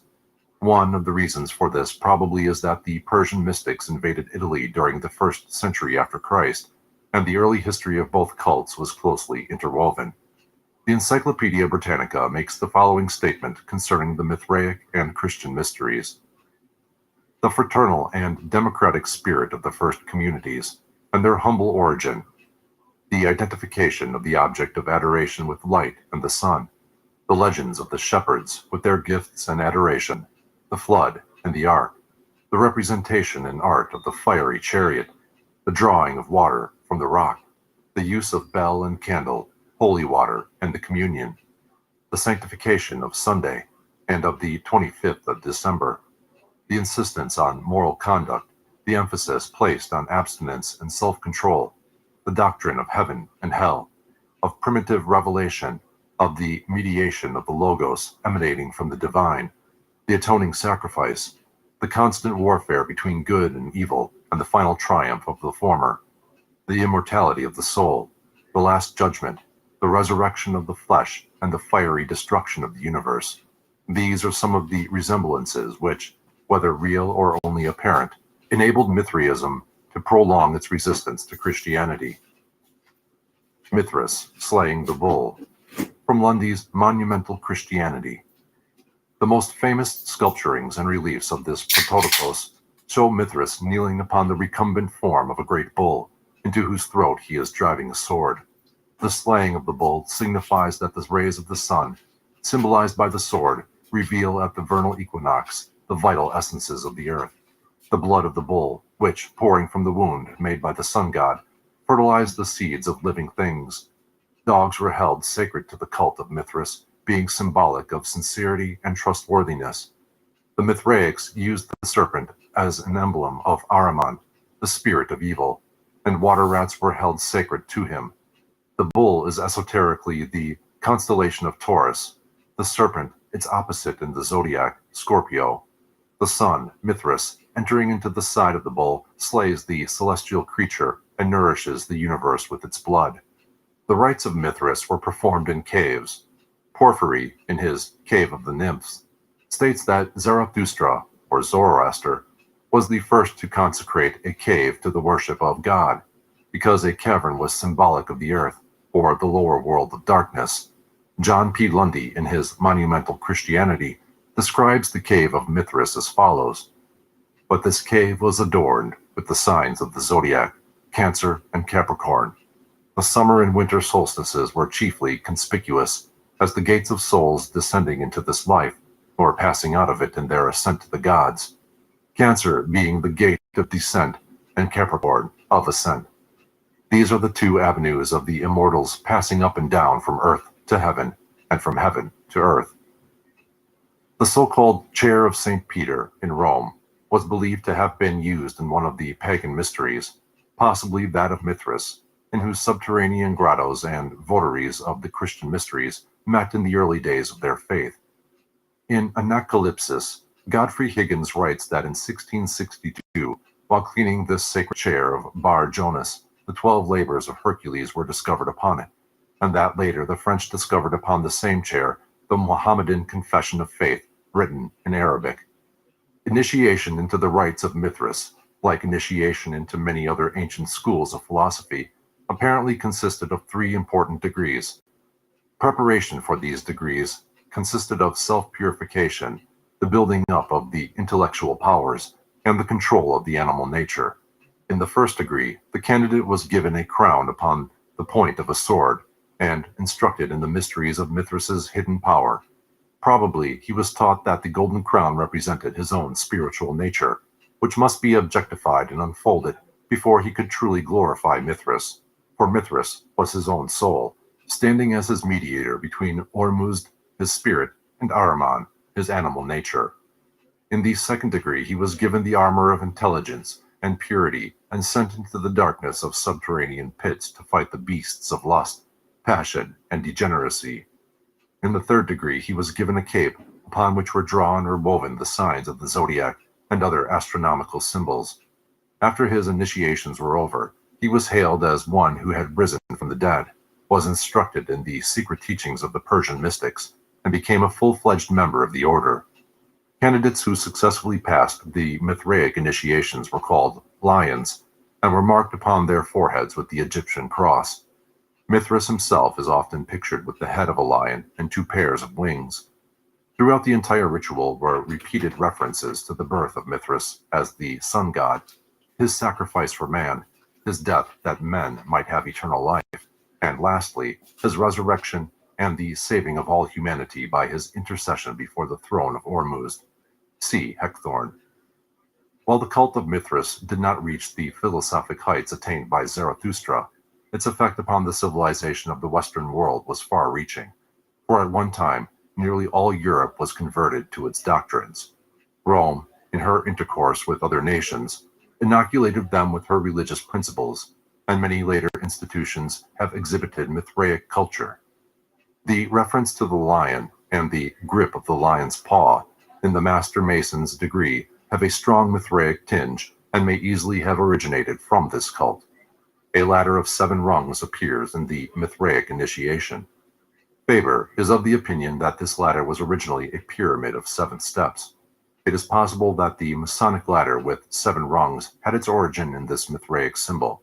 Women were never permitted to enter the Mithraic order, but children of the male sex were initiates long before they reached maturity. The refusal to permit women to join the Masonic order may be based on the esoteric reason given in the secret instructions of the Mithraics. This cult is another excellent example of those secret societies whose legends are largely symbolic representations of the sun and his journey through the houses of the heavens. Mithras, rising from a stone, is merely the sun rising over the horizon, or, as the ancients supposed, out of the horizon at the vernal equinox. The birth of Mithras, from Montfaucon's Antiquities. Mithras was born out of a rock, which, breaking open, permitted him to emerge. This occurred in the darkness of a subterranean chamber. The Church of the Nativity at Bethlehem confirms the theory that Jesus was born in a grotto, or cave. According to Dupuy, Mithras was put to death by crucifixion and rose again on the 3rd day. John O'Neill disputes the theory that Mithras was intended as a solar deity. In The Night of the Gods, he writes, "The Avestan Mithra, the Yazata of light, has 10,000 eyes, high, with full knowledge, or Parathuvediana, strong, sleepless, and ever awake, or Yegarvangam. The supreme god, Ahura Mazda, also has 1 eye, or else it is said that, with his eyes, the sun, moon, and its stars, he sees everything." The theory that Mithra was originally a title of the supreme heavens god, putting the sun out of court, is the only one that answers all requirements. It will be evident that here we have origins in abundance for the Freemason's eye, and its nunquam dormio. The reader must not confuse the Persian Mithra with the Vedic Mitra. According to Alexander Wilder, the Mithraic rites superseded the mysteries of Bacchus and became the foundation of the Gnostic system, which for many centuries prevailed in Asia, Egypt, and even the remote West. The Ancient Mysteries and Secret Societies, Part 2. The entire history of Christian and pagan Gnosticism is shrouded in the deepest mystery and obscurity. For while the Gnostics were undoubtedly prolific writers, little of their literature has survived. They brought down upon themselves the animosity of the early Christian church, and when this institution reached its position of world power, it destroyed all available records of the Gnostic cultus. The name Gnostic means wisdom or knowledge, and is derived from the Greek gnosis. The members of the order claimed to be familiar with the secret doctrines of early Christianity. They interpreted the Christian mysteries according to pagan symbolism. Their secret information and philosophic tenets they concealed from the profane and taught to a small group only of especially initiated persons. Simon Magus, the magician of New Testament fame, is often supposed to have been the founder of Gnosticism. If this be true, the sect was formed during the century after Christ, and is probably the first of the many branches which have sprung from the main trunk of Christianity. Everything with which the enthusiasts of the early Christian church might not agree, they declared to be inspired by the devil. That Simon Magus had mysterious and supernatural powers is conceded even by his enemies, but they maintained that these powers were lent to him by the infernal spirits and furies, which they asserted were his ever-present companions. Undoubtedly, the most interesting legend concerning Simon is that which tells of his theosophic contests with the Apostle Peter, while the two were promulgating their differing doctrines in Rome. According to the story that the Church Fathers have preserved, Simon was to prove his spiritual superiority by ascending to heaven in a chariot of fire. He was actually picked up and carried many feet into the air by invisible powers. When St. Peter saw this, he cried out in a loud voice, ordering the demons, or spirits of the air, to release their hold upon the magician. The evil spirits, when so ordered by the great saint, were forced to obey. Simon fell a great distance and was killed, which decisively proved the superiority of the Christian powers. This story is undoubtedly manufactured out of whole cloth, as it is only one out of many accounts concerning his death, few of which agree. As more and more evidence is being amassed to the effect that St. Peter was never in Rome, its last possible vestige of authenticity is rapidly being dissipated. That Simon was a philosopher there is no doubt, for wherever his exact words are preserved, his synthetic and transcending thoughts are beautifully expressed. The principles of Gnosticism are well described in the following verbatim statement by him, supposed to have been preserved by Hippolytus. To you, therefore, I say what I say, and write what I write. And the writing is this: of the universal aeons, or periods, planes, or cycles of creative and created life, in substance and space, or celestial creatures, there are two shoots, without beginning or end, springing from one root, which is the power invisible, inapprehensible silence, or bathos. Of these shoots, one is manifested from above, which is the great power, the universal mind ordering all things, male, and the other is manifested from below, the great thought, female, producing all things. Hence, pairing with each other, they unite and manifest the middle distance, incomprehensible air, without beginning or end. In this is the Father who sustains all things and nourishes those things which have a beginning and end. See Simon Magus by G.R.S. Mead. The Death of Simon the Magician, from the Nuremberg Chronicle. Simon Magus, having called upon the spirits of the air, is here shown being picked up by the demons. St. Peter demands that the evil genii release their hold upon the magician. The demons are forced to comply, and Simon Magus is killed by the fall. By this we are to understand that manifestation is the result of a positive and a negative principle, one acting upon the other, and it takes place in the middle plane, or point of equilibrium, called the pleroma.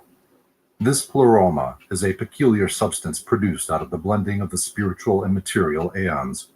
Out of the pleroma was individualized the demiurgus, the immortal mortal, to whom we are responsible for our physical existence and the suffering we must go through in connection with it. In the Gnostic system, three pairs of opposites, called syzygies, emanated from the Eternal One. These, with himself, make the total of 7. The 6, or 3 pairs, aeons, living, divine principles, were described by Simon in the Philosophumena in the following manner. The first two were mind, or nous, and thought, epinoia. Then came voice, phone, and its opposite, name, onoma, and lastly, reason, logismos, and reflection, or enthumesis.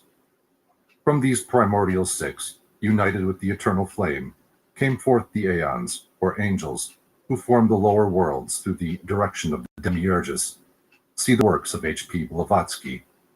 How this first Gnosticism of Simon Magus and Meander, his disciple, was amplified and frequently distorted by later adherents to the cult must now be considered. The school of Gnosticism was divided into two major parts, commonly called the Syrian cult and the Alexandrian cult.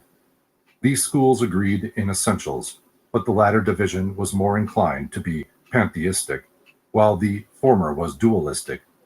While the Syrian cult was largely Simonian, the Alexandrian school was the outgrowth of the philosophical deductions of a clever Egyptian Christian, Basilides by name, who claimed to have received his instructions from the Apostle Matthew. Like Simon Magus, he was an emanationist with Neoplatonic inclinations. In fact, the entire Gnostic mystery is based upon the hypothesis of emanations as being the logical connection between irreconcilable opposites, absolute spirit and absolute substance, which the Gnostics believed to have been coexistent in eternity. Some assert that Basilides was the true founder of Gnosticism, but there is much evidence to the effect that Simon Magus laid down its fundamental principles in the preceding century. The Alexandrian Basilides inculcated Egyptian Hermeticism, Oriental occultism, Chaldean astrology, and Persian philosophy in his followers, and in his doctrines sought to unite the schools of early Christianity with the ancient pagan mysteries. To him is attributed the formulation of that peculiar concept of the deity, which carries the name of Abraxas.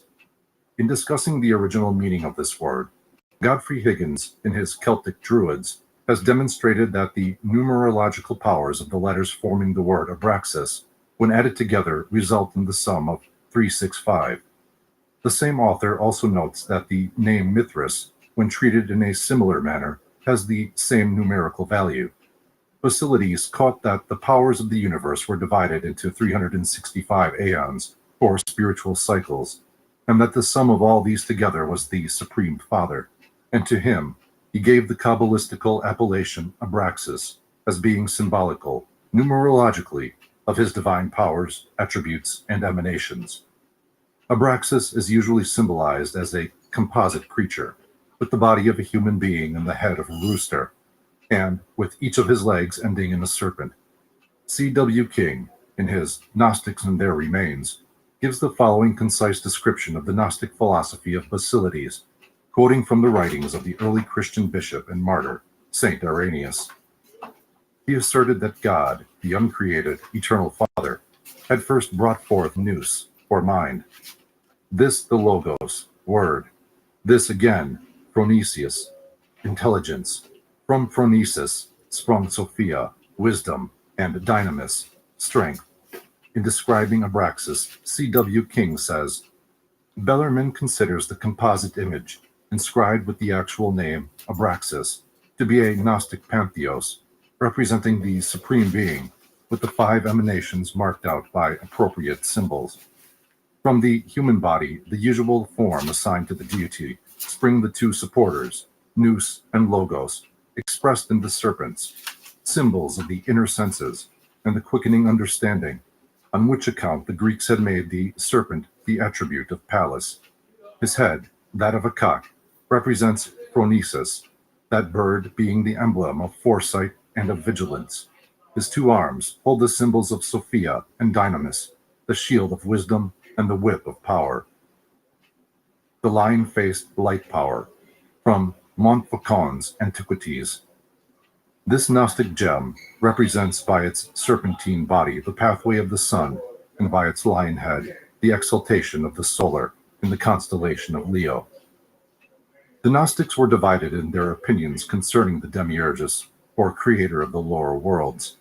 He established the terrestrial universe with the aid of 6 suns, or emanations, possibly the planetary angels, which he formed out of, and yet within himself.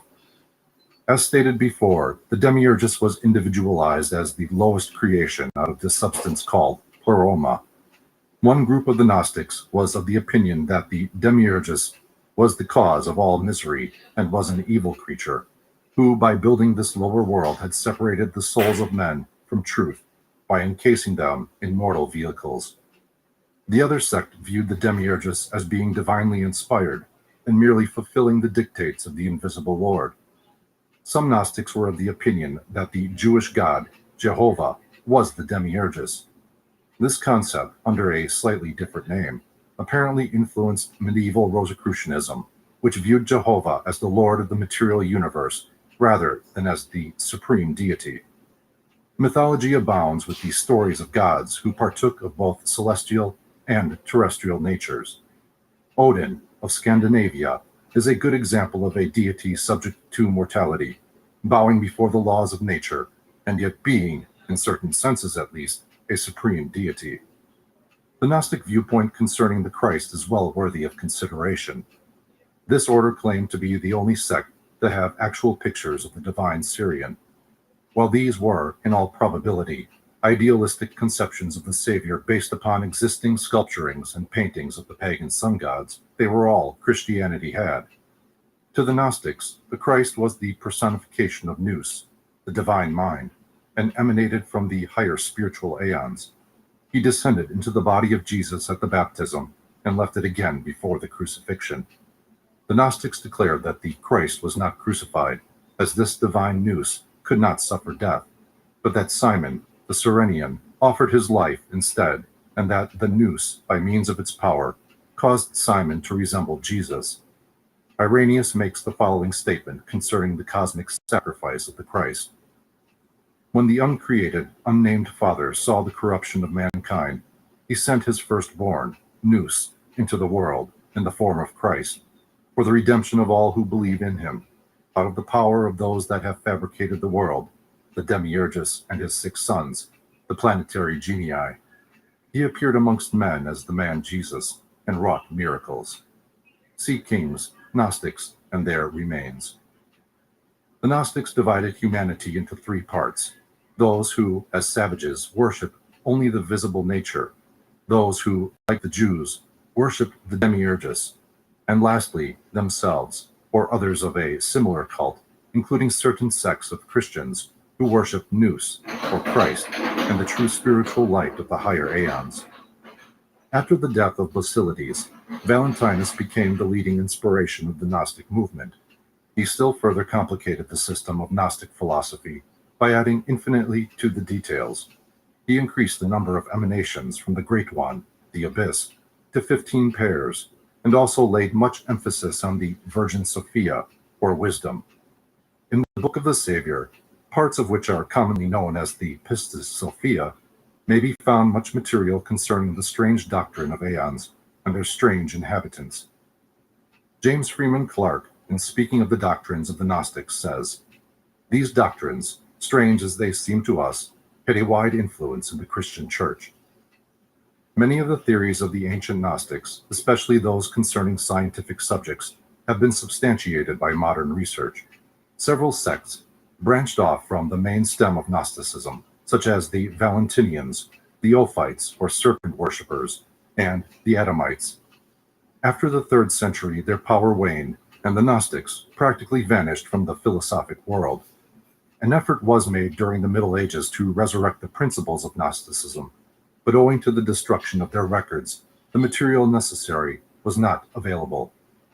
Even today, there are evidences of Gnostic philosophy in the modern world, but they bear other names, and their true origin is not suspected. Many of the Gnostic concepts have actually been incorporated into the dogmas of the Christian Church, and our newer interpretations of Christianity are often along the lines of Gnostic emanationism." The Mysteries of Asar-Hapi. The identity of the Greco-Egyptian Serapis, known to the Greeks as Serapis and the Egyptians as Asar-Hapi, is shrouded by an impenetrable veil of mystery. While this deity was a familiar figure among the symbols of the secret Egyptian initiatory rites, his arcane nature was revealed only to those who had fulfilled the requirements of the Seraphic cultus. Therefore, in all probability, excepting the initiated priests, the Egyptians themselves were ignorant of his true character. So far as known, there exists no authentic account of the rites of Serapis, but an analysis of the deity and his accompanying symbols reveals their salient points. In an oracle delivered to the king of Cyprus, Serapis described himself thus: "A god I am such, as I show to thee. The starry heavens are my head, my trunk the sea. Earth forms my feet, mine ears the air supplies. The sun's far darting, information man, how you doing? rays, mine eyes." Several unsatisfactory attempts have been made to etymologize the word Serapis. Godfrey Higgins notes that Soros was the name given by the Egyptians to a stone coffin, and Apis was Osiris incarnate. How you doing, Info? Hope you're having a good day. I just came back in here. I was up there trying to take care of some business. I hope all is well. In the sacred bull. These two words combined result in the Soros Apis, or Sorapis, the tomb of the bull. But it is improbable that the Egyptians would worship a coffin in the form of a man. Several ancient authors, including Macrobius, have affirmed that Serapis was a name for the sun, because his image so often had a halo of light about his head. In his Oration upon the Sovereign Sun, Julian speaks of the deity in these words: "One Jove, one Pluto, one sun is Serapis." In Hebrew, Serapis is Seraph, meaning to blaze out or to blaze up. For this reason, the Jews designated one of their hierarchies of spiritual beings, Seraphim. The most common theory, however, regarding the origin of the name Serapis is that which traces its derivation from the compound Osiris Apis. At one time, the Egyptians believed that the dead were absorbed into the nature of Osiris, the god of the dead. While marked similarity exists between Osiris Apis and Serapis, the theory advanced by Egyptologists that Serapis is merely a name given to the dead Apis, or sacred bull of Egypt, is untenable in view of the transcendent wisdom possessed by the Egyptian priestcraft, who, in all probability, used the god to symbolize the soul of the world, Anima Mundi. The material body of nature was called Apis. The soul, which escaped from the body at death, but was enmeshed with the form during physical life, was designated Serapis. The Alexandrian Serapis, from Moses, History der Hebreeuze Kirche.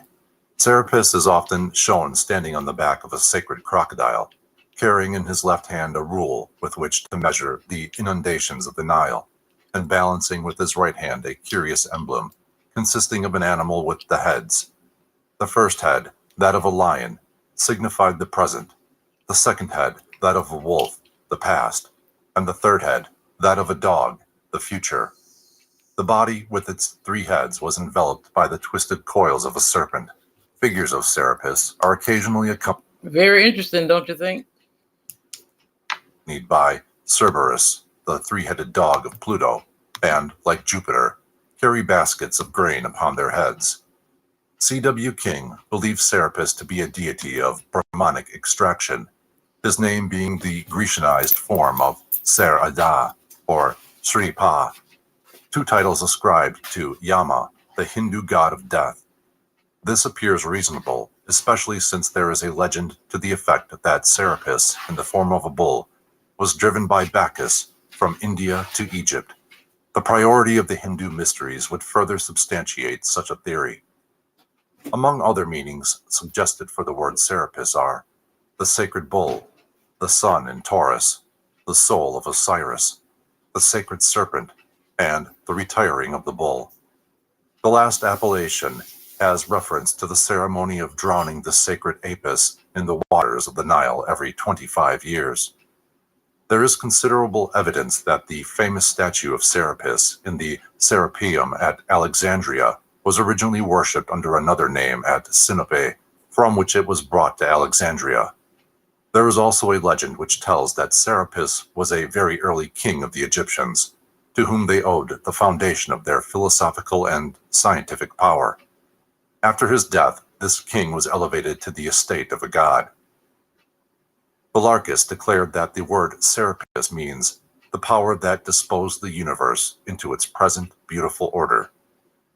In his Isis and Osiris, Plutarch gives the following account of the origin of the magnificent statue of Serapis which stood in the Serapeum at Alexandria.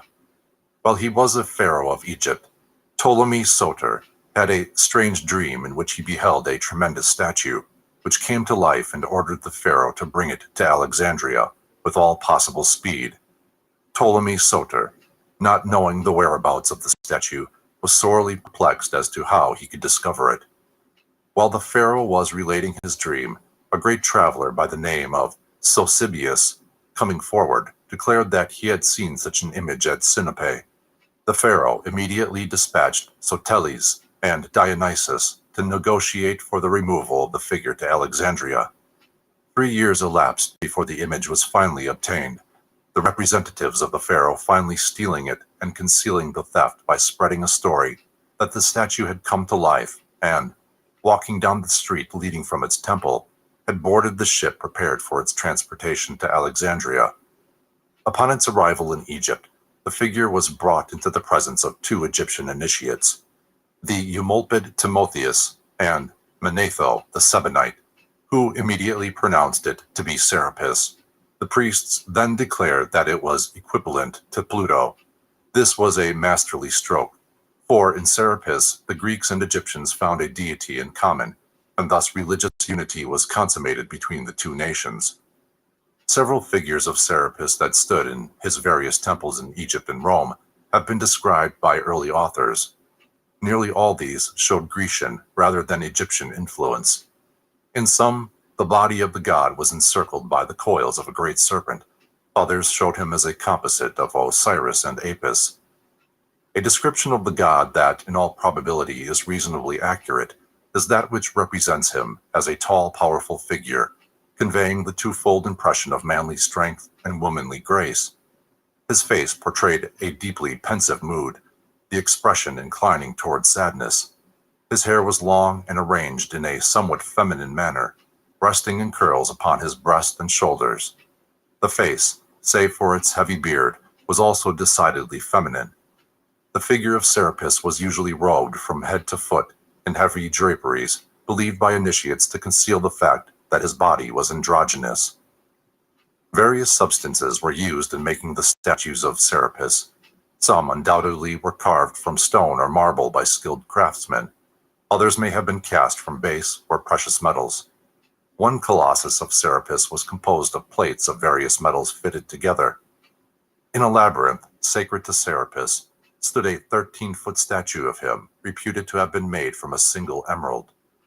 Modern writers, discussing this image, state that it was made of green glass poured into a mold. According to the Egyptians, however, it withstood all the tests of an actual emerald. Clement of Alexandria describes a figure of Serapis compounded from the following elements. First, filings of gold, silver, lead, and tin.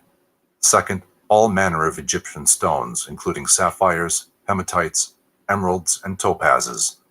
All these being ground down and mixed together with the coloring matter left over from the funeral of Osiris and Apis.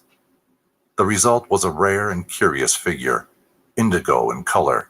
Some of the statues of Serapis must have been formed of extremely hard substances, for when a Christian soldier, carrying out the edict of Theodosius, struck the Alexandrian Serapis with his axe, that instrument was shattered into fragments and sparks flew from it. It is also quite probable that Serapis was worshipped in the form of a serpent, in common with many of the higher deities of the Egyptian and Greek pantheons. Serapis was called Theon Heptagrammaton, or the god with the name of 7 letters. The name Serapis, like Abraxas and Mithras, contains 7 letters. In their hymns to Serapis, the priests chanted the 7 vowels. Occasionally, Serapis is depicted with horns or a coronet of 7 rays. These evidently represented the 7 divine intelligences, manifesting through the solar light. The Encyclopedia Britannica notes that the earliest authentic mention of Serapis is in connection with the death of Alexander. Such was the prestige of Serapis that he alone of the gods was consulted in behalf of the dying king. The Egyptian secret school of philosophy was divided into the lesser and the greater mysteries, the former being sacred to Isis and the latter to Serapis and Osiris. Wilkinson is of the opinion that only the priests were permitted to enter the greater mysteries. Even the heir to the throne was not eligible until he had been crowned pharaoh, when, by virtue of his kingly office, he automatically became a priest and the temporal head of the state religion. See Wilkinson's Manners and Customs of the Egyptians. A limited number were admitted into the greater mysteries. These preserved their secrets inviolate. Much of the information concerning the rituals of the higher degrees of the Egyptian mysteries had been gleaned from an examination of the chambers and passageways in which the initiations were given. Under the temple of Serapis, destroyed by Theodosius, were found strange mechanical contrivances constructed by the priests in the subterranean crypts and caverns where the nocturnal initiatory rites were celebrated. These machines indicate the severe tests of moral and physical courage undergone by the candidates. After passing through these torturous ways, the neophytes who survived the ordeals were ushered into the presence of Serapis, a noble and awe-inspiring figure illumined by unseen lights. A symbolic labyrinth from Montfaucon's Antiquities. Labyrinths and mazes were favored places of initiation among many ancient cults. Remains of these mystic mazes have been found among the American Indians, Hindus, Persians, Egyptians, and Greeks. Some of these mazes are merely involved pathways lined with stones. Others are literally miles of gloomy caverns under temples or hollowed from the sides of mountains. The famous labyrinth of Crete, in which roamed the bull-headed Minotaur, was unquestionably a place of initiation into the Cretan mysteries. Labyrinths were also a striking feature in connection with the rites of Serapis, and E.A. Wallace Budge, in his Gods of the Egyptians, depicts Serapis, or Minotaur-like, with the body of a man and the head of a bull.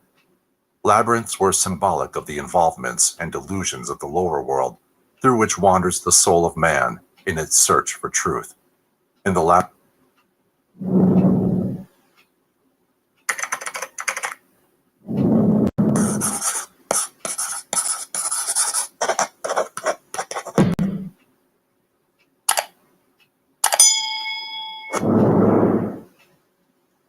Scorpios, what it do? It's your girl here, Miss Hawaii. Welcome to y'all general love reading for, what's today's date? March 5th. March 5th, 2023. How y'all doing? How my Scorpios doing? Let me make sure my hair ain't hitting the microphone because I don't want to hear nobody complaining in the comments like, your microphone. Scorpio, what's going on with y'all in love? It is safe for you to love, Scorpio. Open your heart to give and receive the highest energy of all. It's okay to love, Scorpio. My single Scorpios, it's safe for you to love. No, I can't trust nobody. No. I can never open my heart up. You got to open up, express your love. Go ahead and make the romantic gesture. Some of you like somebody and you need to it's okay to say something. I'm straightening up my table. Hold on. Yeah, it's okay to say something to the person. Some of you says express your love. Or some of you, you're dealing with a current person and you need to just be more loving, be more open. It's like you're holding back on your affection, your emotions. And I get it. You're a Scorpio, just like me. So, hello. We don't like doing that because we don't like wasting emotions on people. We call it wasted emotions. Forgiving and learning. As you release and heal the past, you experience more love in the present moments. Okay? So that's about forgiving people from your past. That's very difficult for us to do.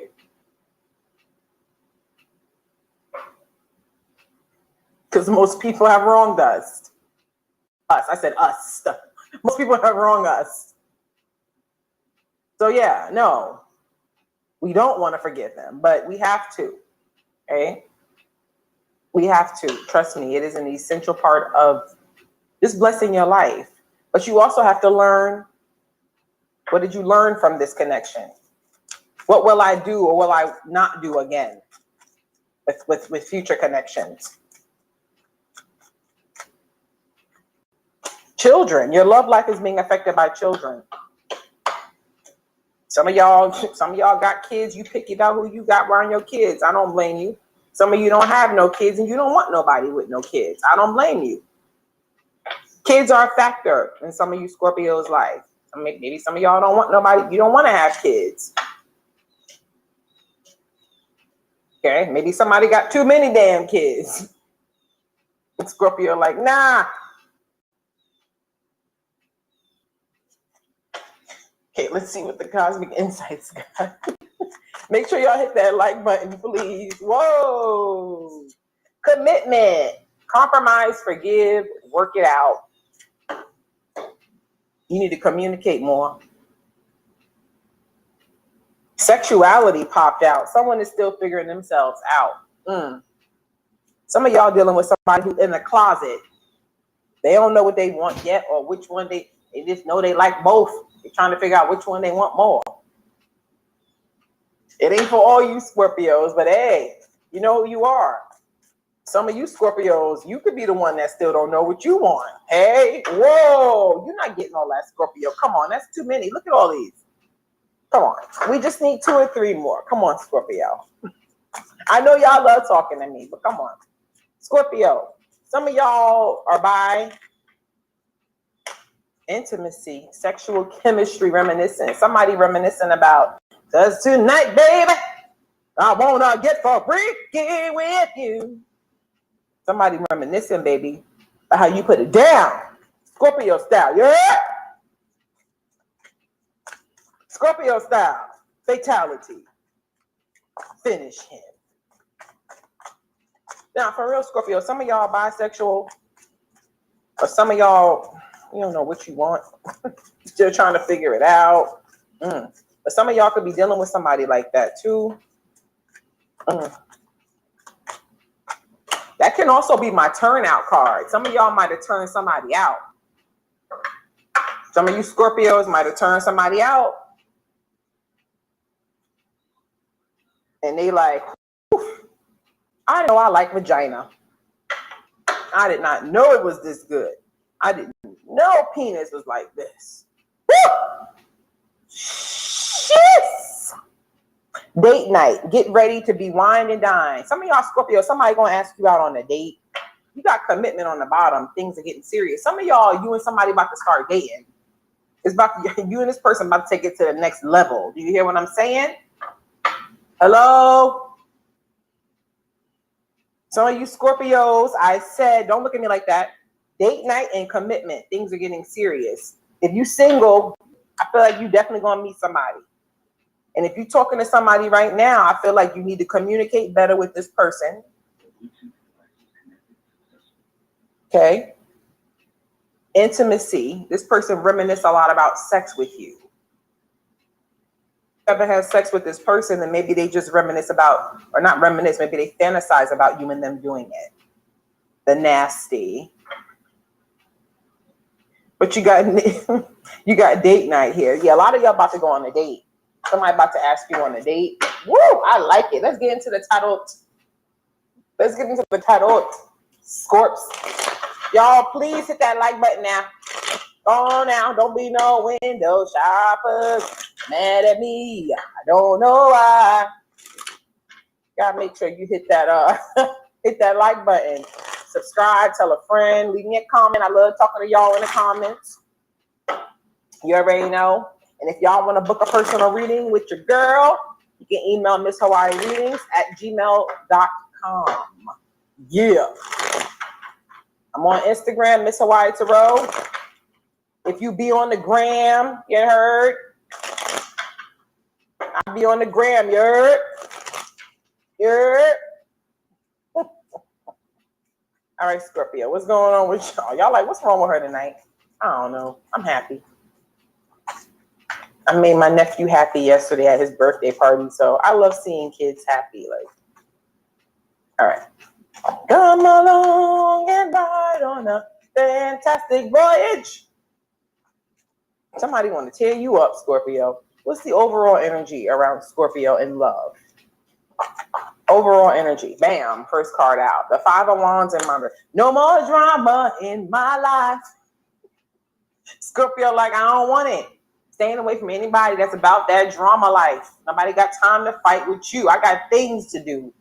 Nobody got time for the drama that you trying to bring up over here. Page of Pentacles in reverse. Ooh. Some of y'all stop talking to somebody. Be like, no, I don't need it. You were smart for doing it. Could be a Taurus, Virgo, Capricorn. Because I don't think it was going anywhere with this person to begin with.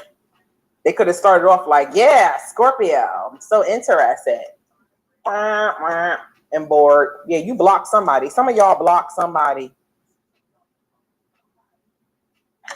Fantastic, boy.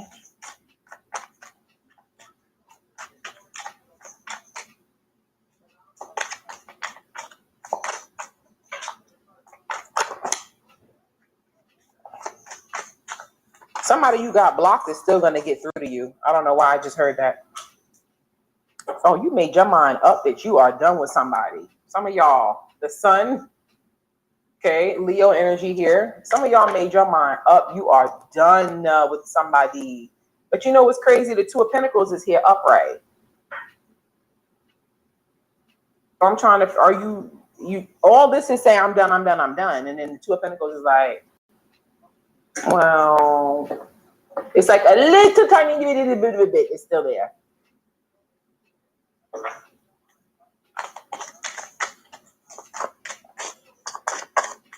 Some of y'all, this person don't have no money, or they not stable anyway. The Moon. Maybe for some of you, this person was like not trying to hide from you all the drama they had in their life. Could have been with third party stuff or stuff with their work, their job. With the Moon and the Three of Pentacles. Scorpio, you got somebody that is keeping it a secret that they want to work it out with you. This is somebody that you could have had a fight with, an argument or something like that. The Moon is here with the Three of Pentacles. Some of y'all, somebody here want to, like, this is somebody, if this is only if you had an argument or a fight with somebody. Seem like they want to make up with you. Tell me more about this person. Thank you. Oh, the King of Wands, the Judgment. Didn't I just say it? With the Nine of Cups. They could miss that sex. This person could be an Aries, Leo, Sagittarius, or Scorpio. They're pretty determined too. They're still so attracted to you. It's a fire sign, feels like, for some of you, most of you. They're still attracted to you. They think that maybe you and them could try to rebuild again. One more card for that person, please. Thank you, angels and spirit guides. The Queen of Swords with the Six of Wands. Some of y'all, this person has been really, you've been getting all their attention. You've been getting all their attention. And the Queen of Swords is how they see you, whether you male or female. This person feel like they scared that you're going to tell them how it is. They scared you're going to tell them how it is, Scorpio. But they don't want to fight no more. Six of Swords. They think you moved on. They want to apologize. Keep me updated on that. Tired of missing you. What else we got? You look pretty happy since you stopped talking to somebody. Yeah, you some of y'all, you definitely blocked somebody, or this person to you was toxic. You like, I don't want nothing to do with it. A lot of y'all could be famous or in the public eye. You getting a lot of attention is showing me. Capricorn energy here. A lot of you Scorpios too, you've learned to detach from people that you know ain't, like, you do it quicker. Like maybe back in the day, or maybe like the old you, like when people showed you like signs, like they weren't really putting in full effort, you kind of kept going with them. Like you ain't clipped them right away. But now you clip them right away. Like it's no more giving it time, see how it goes. Like If right off the back you coming at me like you're not trying to, you know what I mean? You're not putting in no effort and showing me you want me, clip. Anybody who comes off like they even like toxic, you're like, I'm not even entertaining that. Like a lot of y'all, you're stronger with that now. Maybe you used to be tempted before, like, let me just see if I could change this person or whatever. Let me see the Two of Pentacles. What's this Two of Pentacles? Some of y'all talking to more than one person. The Hermit. But you've been kind of staying to yourself, huh? Could be a Virgo you talking to, some of you. Nine of Swords in reverse. But let me tell you something. You at peace. Some of y'all like, I really like being by myself. Some of you Scorpios like, do I even want to date somebody? You like, I got so much peace. Nine of Swords in reverse, Hermit, Temperance. Some of y'all like, I got so much peace, but I feel like a lot of y'all got a lot of peace after you cut somebody out. You block them. You're like, I'm not talking to this person no more. I have nothing to say to this person. Yep. It wasn't going anywhere. Oh boy, the Queen of Cups here. But you do love this person. You do. But even though you love them, you still have to. Okay. Some of y'all not even ready for a new beginning. The Hangman and the Ace of Pentacles. Didn't I just say that? With the World. Some of you literally just close out a cycle with somebody and you're not ready for something new just yet. But something new is coming. I feel like right now with the Hangman, you need to focus on what didn't work out and why it didn't. Who else is around Scorpio?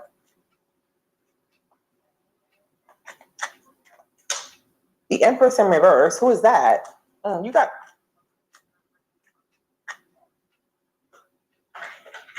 This is for my fellow Scorpios.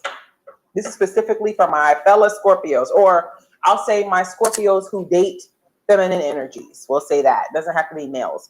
My Scorpios who date feminine energies, you got an ex that's like done fell off and they still got feelings for you, but they be keeping it to themselves because they know they don't look the same way they used to look, and they know there's no way in hell they even gonna have a chance with you. They still attracted to you, but they think you got options. They think you can do better than them, whoever this is. It's an older woman. She may have a kid. Yeah, they think whoever this older woman is, she feel like, she feel like you're not attracted to her no more. She's not the same no more. Like, I don't know if she gained a lot of weight or she just fell off is what I heard. Maybe when you were dating her, Scorpio, she was fine. And now it's like, oof. I don't know why she came up. Anything else? Anything? What about my Scorpios that date masculine energies? Let's see. What's this masculine energy feel about Scorpio? The King of Swords. Okay, you could be dealing with an Aquarius, Libra, Gemini with the Hierophant here. Wow. Okay, so some of my Scorpio females or my Scorpios that date masculine energies, you got somebody here that they keeping it cool, whoever this is. King of Swords. They chill. Could be a Taurus, but all deep down inside, this person know they want to marry you. This person know off the bat they want to be in a relationship with you. But whoever this is, I just heard they playing it cool. Cool as ice or something I just heard. Yeah, like they're playing it like, because the King of Swords don't really show a lot of emotions. King of Swords, they gonna call you and be like, oh baby, I'm so in love with you. Come over, I want to be with you. Let's come on, I want to kiss you. King of Swords ain't gonna do that. King of Swords gonna be like, hey. You know what I'm saying? So I feel like this person be real like, yeah. Ooh, somebody working a morgue. That's interesting. I've never peeped that, because if you look in the back here on this card in the back, he's like in front of a morgue. I don't know if it's your person or if it's you. Somebody work at a morgue. This person know off the back they want to be with you. Whoever this is. Tell me more about this person. The Nine of Pentacles. What they like about you is you do your own thing. You independent. This person is single too. They single. They like being single, but they want to be in a relationship with you. This person cutthroat. They cut people off quick. They ain't got time for no games. They know what they want. It's hard for them to express emotions, I'll tell you that. But look, Page of Cups in reverse, the King of Cups. I tell you what, they do got feelings for you deep down inside. Anything else for this person? And then we're going to go individually. Yeah, it keeps showing me that this person, Page of Cups in reverse, they're not expressing much emotion to you. Some of you, they could have just got out of a relationship that really didn't work out, and that's what it was. Yeah, I feel like they walked away from somebody. So that can also be a reason why this person, they're slow to open up emotion. That's going to change. They got a lot of options too, but they want to be with you. They know they want to be in a relationship with you. An indicator of how you would know who this person is, they don't play no games with you, Scorpio. That's how you know who this is. This is somebody that, since you met them, it's been real. It hasn't been no game playing, no mind games. If you know somebody that's been playing games, that's not who I'm talking about. It's the person that they text you back, they hit you up. You know what I'm saying? No game with this person. That's how you will know who this is. If you guys want to join me in the extended, there's a link below that'll take you to Vimeo where we can go to the extended. Okay, we're going to look deeper into whoever comes out. Let's see. And shout out to all my members. Y'all got a members read coming sometime this week, so that's exciting. And if you would like to become a member, make sure you go over to my channel. There's a join button. And I think there's also a link. I know sometimes some people have difficulty with the link, but there's a link in the description box as well that'll take you to the membership page where you can join. All right. Still a piece of hair right here. All right. How does Scorpio feel about this person? Oh, here we go. Somebody you love. Queen of Cups fell right out. We know off the back, whoever this is, you love them. And that's not that many people, trust me. 10 of Pentacles in reverse. How does Scorpio feel about this person? Thank you, angels. Thank you, spirit guides. Damn, Scorpio, all these cards. I mean, I just wanted to just do 4. There's that King of Swords again. Is that person?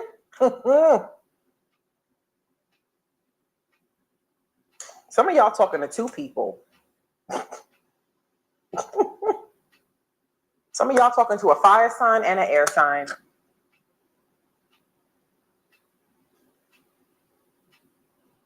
Whoever you talking to, you got feelings for them. I feel like you don't know, as far as your intuition, know what to do. You seem confused, and I don't know why. Maybe some of you, because this person kind of gives off 2 different vibes. Maybe sometimes this person comes off like real cold or detached, and then other times they come off like they want you so bad.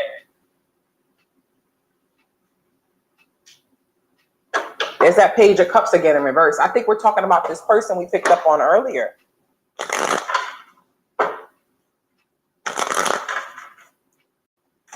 This person, what feelings do they have for Scorpio?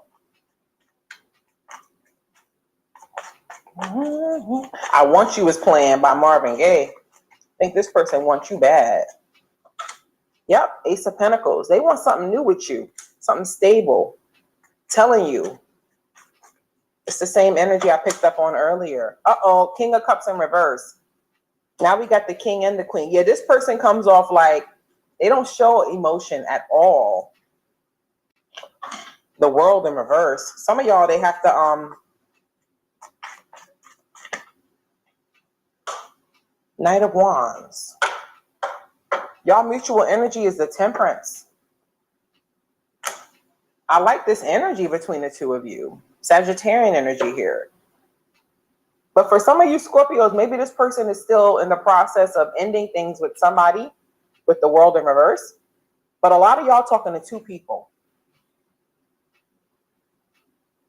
A lot of y'all talking to 2 people. That's why you got that 2 of Pentacles. But I feel like there's one person in particular you really got strong feelings for. And if you're only if it's just the one person around you, then Maybe this is them in one, you know what I mean? But the 10 of Pentacles is in reverse. So whoever this is, you're not in a relationship with them. It could be issues with money, but you guys are both coming up. King and Queen of Cups. But whoever's a masculine energy is in reverse. Is that you, Scorpio? Let's see. Why is this person, let me see. Show me more about that Queen of Cups for Scorpio. Show me more for that. Oh. The Two of Swords. Scorpio, you're trying to decide here. Two of Swords. Or you trying to block out your feelings? Some of y'all trying to block out your feelings for this person. Some of you could have just had a tower happen with somebody else and you like, yo, why is the 10 of Pentacles in reverse? Star. Yeah, there's somebody you let go of, but you ain't let go of your hope. Aquarius energy there.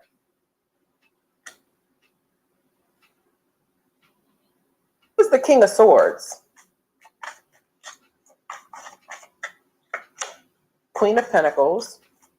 Could be somebody that's very doing well for themselves financially. Maybe they're very into their business. The Emperor. So whoever that King of Swords person is could be an Aries for some of you. They ain't going nowhere. 8 of Cups is in reverse. So they just come off detached. Could be because they're focused on work and trying to build an empire. Who's the King of Wands? Feels like two different energies, Scorp. Somebody from your past, 6 of Cups. Queen of Wands in reverse, 10 of Swords in reverse. That's somebody I don't think you want to deal with the 3 of Cups. Oh my God. Yeah, there's two different energies here. There's two different energies here. There's a King of Wands person who I think that you are pissed at, or you really don't want to talk to, who is going to approach you, possibly who's been thinking about you and maybe trying to heal this. And then you have a different person here around you. Now, if that other person, they could be coming in the future.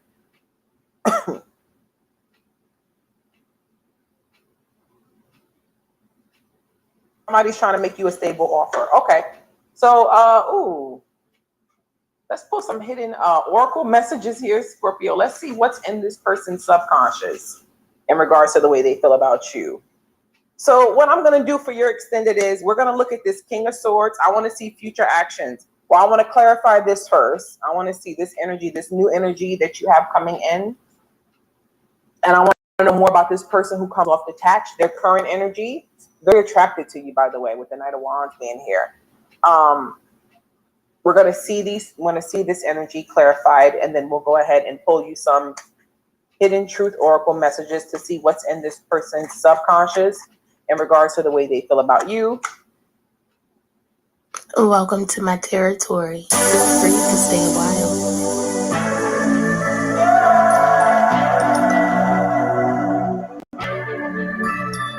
Capricorn, hello, hello. I hope everybody is doing well. Capricorn, you're in first place. Listen, I had to take a look. I'm like, dang, Virgo almost had first place. Now, come on now. Come on. I don't know, Capricorn. I don't know what that could mean for you, but Virgo almost had you now. I'm just trying to let you know. Now, I'm going to tell you the truth. I hope everybody's doing well. All right, Capricorn, we're going to go ahead and get into your bonus message. Okay, keep in mind, roles and genders can be flipped around. Put everybody where they go. If you're new here, welcome. If you're returning, thank you for your love and your support. I just finished the Patreon week ahead message. If you are interested in that, the link to that is below. Now, that's only available in the works tier. Okay, which includes career. It's like everything, career, love, every reading that goes on Patreon, the works tier gets it. Okay. But yeah, the Soul Transformation Sunday message was big, okay? It's 2 parts to it.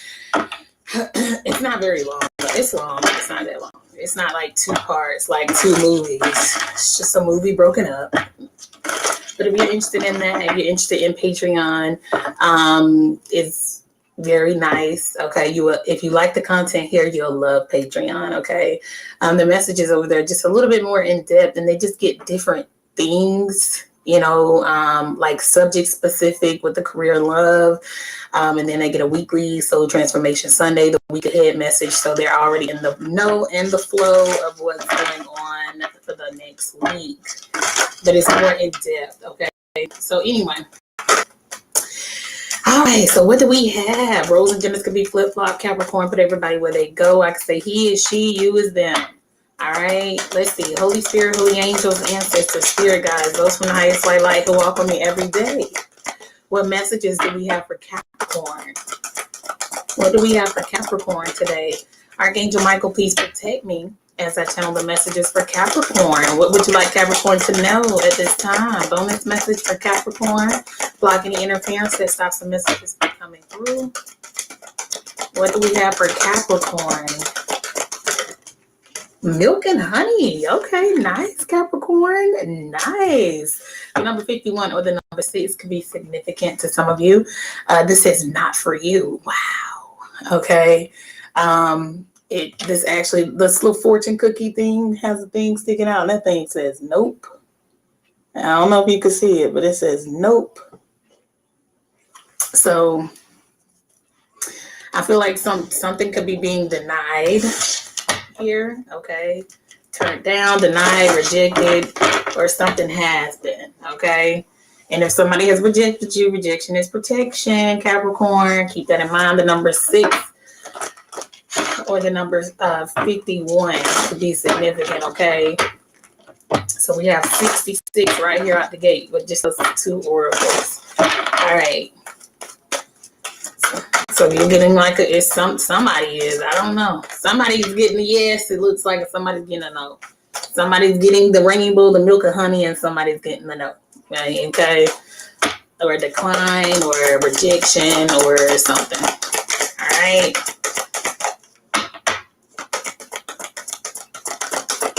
All right. What do we have for Capricorn? Holy Spirit, holy angels, ancestors, and spirit guides. What do we have for Capricorn? What messages do you have for Capricorn today? All right, Capricorn, it says choose a new direction. Okay, so somebody just can't have something because they're not on the right path. And meditation brings answers. That's what it's given. All right. Yep. Let me get a different day, Capricorn. Hold on a second now. Hold on. All right. All right. What do we have for Capricorn today, Spirit? What do we have? So something deals with your path, the direction of where you're going. 6 is about balance, okay? I'm getting 6 of Swords energy, where you're headed, okay? Where you're meant to be headed. All right. Something has something to do with the past as well. Something that happened in the past. Somebody's on the wrong path here. Okay, that's what it's given. Somebody turned the wrong way at some point. All right, so what do we have for Capricorn, Spirit? The moon. Okay, so there could be some things unknown. Okay, maybe you don't have all the details on something. Okay. Capricorn, but the moon speaks of secrets, hidden information, hidden helpers as well. You have the 4 of Wands being here. Okay. So you could be something has something to do with an illusion, like in regards to a relationship or a commitment of some sort. All right, you got the Hanging Man with the 10 of Pentacles. Yeah, something's just being held from someone. This could actually have something to do with some kind of inheritance. Yeah, or something like that. You got the Justice card, but this is fair. Whatever this is fair. 10 of Swords, Capricorn. Whatever is happening is fair. Okay. You got the Death card here. 4 majors, the first 4 cards. You got the King of Wands. So there could be some kind of death of the ego as well. There's transformation happening here, or that has to happen. Yeah. Something could have something to do with someone like kind of just being stuck in limbo. Like somebody is like chained and stuck on something, but they're telling you meditation brings answers, so pray about it. Yeah. I just feel like they're just sitting and kind of just in thought, but they don't know. It's because they don't know what to do. Just do the right thing, Capricorn. I mean, I don't, it's like somebody is like trying to weigh all of the other options, but they don't have any. Like, you know what I'm saying? Somebody is lost on which direction to take, or somebody could be in an illusion and they're stuck there. Somebody's stuck in an illusion, but there still has to be the death card. That's a change. That's a major permanent change or transformation. You got the 8 of Pentacles, so it could be in regards to somebody's work, their job. Yeah, 5 of Pentacles. Ooh, somebody could be losing their job too. Ooh, or a position. It doesn't, something could be moving down. Somebody's pay could be getting cut in half or cut down or something like that. You got the 10 of Swords with the 7 of Pentacles. But it looks like some of you don't see something coming to here. I mean, here too. Some of you are going to get milk and honey. Some of you are well invested into something or something you've been working on. You're getting justice for whatever that is. It's going to be a big change too. Big change. You got the 9 of Swords. Somebody could be nervous about whatever. Ooh, 9 of Swords, 8 of Swords, 4 of Cups. Ooh, somebody really doesn't know. They're stuck in their head. Like somebody is like I'm telling you, somebody is like shook silently, I guess.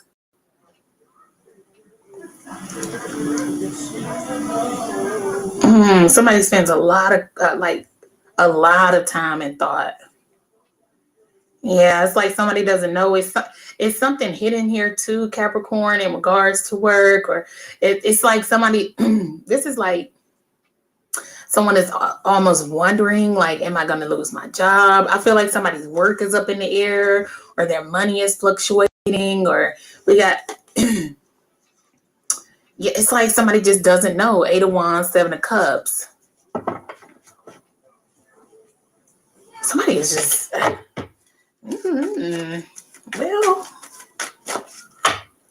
all right. So somebody could be like seeing signs and wonders and things like that. Like somebody's getting some kind of inkling though, some kind of tingle. You got the 9 of Cups. The Lovers, 6 of Wands. Yeah, some of you are starting something new, or when you do, it's going to take off. Like some of you could be, looks like you could be launching something this week, or it doesn't have to be this week, but it just looks like whatever this is, like you're making a good choice here. Yeah. Or the choice is favorable is what it's giving me with the 9 of Cups and the Lovers card, because the Lovers card is also a choice that leads you to the 6 of Wands. Okay, for whatever this is that you're planning or whatever it is that you're starting. Yeah, something is going to grow very fast too. That is just the change you need or needed is what I'm getting here. Okay, so it's just looking like something is a yes with the change. Something is a no, staying the same. Whatever direction somebody is headed in or going on, or whatever path they're on, they have to like switch lanes here. Okay, if this is how you feel like you're at a standstill, if you kind of don't know, their stability, things looking a little funny or something like that, and you feel like something isn't fair, but you're wondering why something is just stuck, or you feel stuck, or you don't know what quite to happen next, or it's something like that. It has to be a change made here. Okay, that's what this looks like. And then it's going to go great. And then, yes, you get the milk and honey. Your investments are paying off good. It's just, it's all about your intentions, Capricorn, with this King of Swords being out here. Yeah. You have the Hermit card here. Okay, speaks of going within. You got the 2 of Pentacles, like I said. Someone could, hold on one second. All right. So the Hermit speaks of going within, okay? Some of you, something could have something to do with you just doing your shadow work. Some of you are stuck until you do your shadow work. You work on your shadow work. You go within. You go on your soul journey. This has to be your intention. It just has to be your intention. So you're going to gain some kind of knowledge here too. Yeah. This would be like, you don't know, like as far as your wisdom, like somebody feels stumped. Like this would be something where it's like somebody has been trying to, hold on one second. All right, Capricorn pose right at 11:33 when I looked at it. Wow. So that could be significant to some of you. But anyway, it looks like it's something that you're like, this is like this message to me that somebody is kind of stumped on what to do, like with work, or how something will work with work. It's something that someone wants, okay? It's on their wish list. They spent years doing something or working towards whatever this is, or being on this one path. And someone now something is like kind of time for transformation so they can grow, okay, and evolve and get this new level of knowledge. But somebody is wondering how they're going to do something what happens to their lane of work where they've gained all this money, but something has reached like somebody has gone all as far as they're going to go beyond them doing what they do now. Like there's nothing else to add kind of to this. It's still going to be the same thing. You can always add different things to bring you more streams of income, but someone, like as far as something being innovative and original and like it's something like that, like someone has to incorporate something new or kind of just change the direction. Like somebody is just trying to see or wondering how something is going to work by going on this new path. But the thing is if they don't go on this new path, it's like nothing will prosper. It's going to be no, okay? So somebody may have to ghost a situation here, okay? Ghost a situation, go. Something could actually have something to do with the ghost, with for real, a spirit. Yeah, it's like somebody has more work to do, but they have to kind of just change directions here, change paths, change whatever. All right, so you have the Emperor here. So yeah, some of you could just be debating on, some of you may be working for yourself. You may, yeah, 3 of Wands. Yeah. Some of you, it's a matter of you becoming your own boss for some of you. Yep. That's what it looks like here. Yeah, taking your power back. I mean, sitting in your power, standing in your power, whichever one. Some of you are getting like promoted too. Like I said, it just depends. Put yourself where you go. Some people are being promoted, okay? For people who are enlightened and fair, like, you're getting something, a major change that you want. Something is going to be crazy good, Capricorn, okay? Yeah, so some of you are successful entrepreneurs already. It's coming in for you. Something else has something to do with someone stepping up and becoming a leader, a good leader. Okay. All right. Or fit to lead. Okay. Fit to lead. Someone has to be fit to lead in order to get whatever this is. So it could be some kind of change in management, head in charge, something like that of the sort. Okay. Yeah, because of someone's intentions, though. King of Swords, like I said, it's the intentions of something. 2 of Pentacles. Like basically, like whatever this is, Capricorn, or whatever this reward is, or this promotion, or whatever this is that you're gaining or getting with work or your investments or something like that, is only based on your intentions. Like this isn't something that's going to someone who's undeserving, or has worked for it. 9 of Pentacles right there. Okay, the 9 of Pentacles has already done the work. Somebody has done the work. They're reaping their harvest. That's what somebody is about to do. Okay, so that's what this is. There could be something that somebody's debating on, like partnering up or something like that. Yeah, but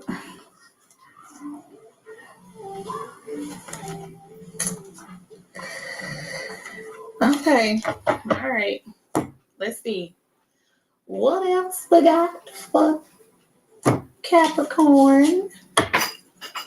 This looks good though, Capricorn. Like you're gonna get you some nice. Somebody about to get a nice like increase here. Like something about to go. Like you're gonna be like, what? Like for real. I feel like it's gonna be like, oh my. I feel like you're expecting it though.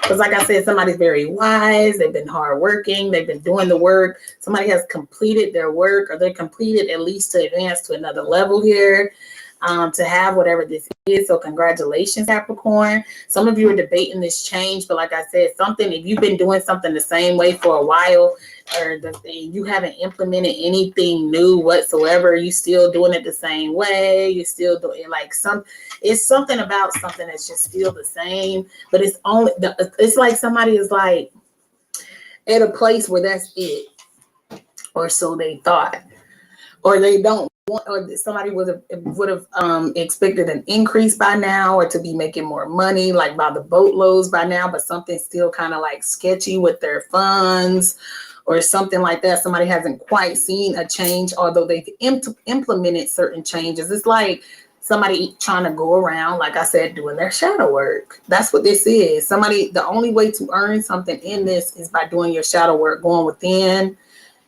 Yeah, that's what this is. Mm-hmm.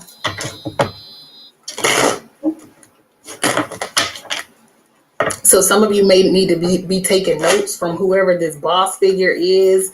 It looks like someone could be very wise. So, you got someone who's a leader here, a real leader. They have real good intentions here with the King of Swords and the Emperor card being here, Justice card. They're fair, whoever this is, and you're gonna get what you need from this person. Like if you just so some of you just make sure if you're working, like maybe even like if you're interested in going to your own bit and going into business, or whatever this is, going into your own business.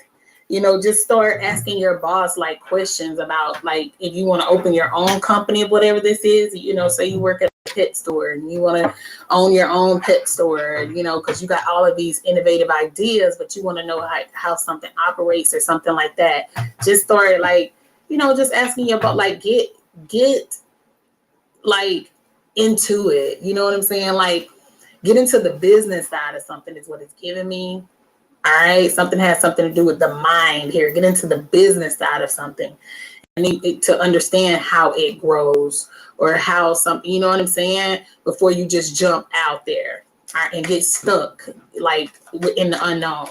Okay, so that's the difference of what I'm explaining here about not doing the work, which would be going and asking your boss or going around your boss and trying to do it yourself. So you do any research, that's not going to be blessed. You know what I'm saying? This is all about the work. Somebody's trying to go around something. You can't go around it. It's going to be nope. It's not going to work. Something's not going to work. Someone else, though, they go right through. They do their work like they're supposed to. And you're getting whatever this is. This milk and honey. Okay, because it's only fair. Okay, something has to be balanced. All right, the moon card, please, for Capricorn. The Queen of Cups. Okay, so something can definitely deal with the Cancer moon card, Queen of Cups, Three of Cups. Point blank. Okay, some of you need to ghost this energy. Okay, something has something to do with someone who's very intuitive as well. Somebody has a lot of knowledge here. Okay, somebody is very nurturing, caring, unconditional. They have unconditional love. They don't mind. They're very generous. Is what this gives me. Three of Cups, Queen of Cups, moon card, whoever this is. There's somebody here though that is. Maybe, somebody stays in the shadows here is what I'm getting here. Like some of you are just different. You do different kind of work. Some of you could work in a cult. Yeah, you have like a different kind of job here that it is what it's given. Eight of Pentacles, the Hermit, the Moon card, the Queen of Cups, Three of Cups. You're going to be celebrating if you do. Okay. Yeah. All right. Let me get one, please, on this Hermit card. Yeah. So something is because you show compassion as well. Somebody is like the perfect person for the position. Look at that, Two of Wands. Something is definitely going in your favor here. All right. But a willing decision that somebody else is making is going to hurt someone. Okay. Some of you do need to make a conscious decision to break something off with whoever this energy is. You have to willingly ghost whatever this energy is. It could be a Cancer energy for some of you. You could work closely with this person. This could be a Pisces as well. All right. Or Virgo. You have to make a conscious decision to do this. Or somebody already made a conscious decision to do something, a willing decision to do something. And so now something is over. You see it right here. 3 of Swords, 5 of Cups, 9 of Swords, 8 of Swords, the World card. That's done. All right. All right. So the Hangman. Clarify the Hangman, please, for Capricorn. The 3 of Wands, having a made up mind and then waiting. Okay. That's what this is. You got the Hermit card here. I'm telling you, I don't know what's up. This could be, this is complete extreme opposites. This is milk and honey or nowhere. Like this, that's all it is. That's what this is.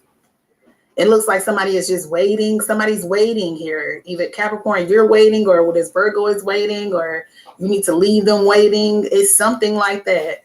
Okay, turn your back on this person. Something has something to do though with like,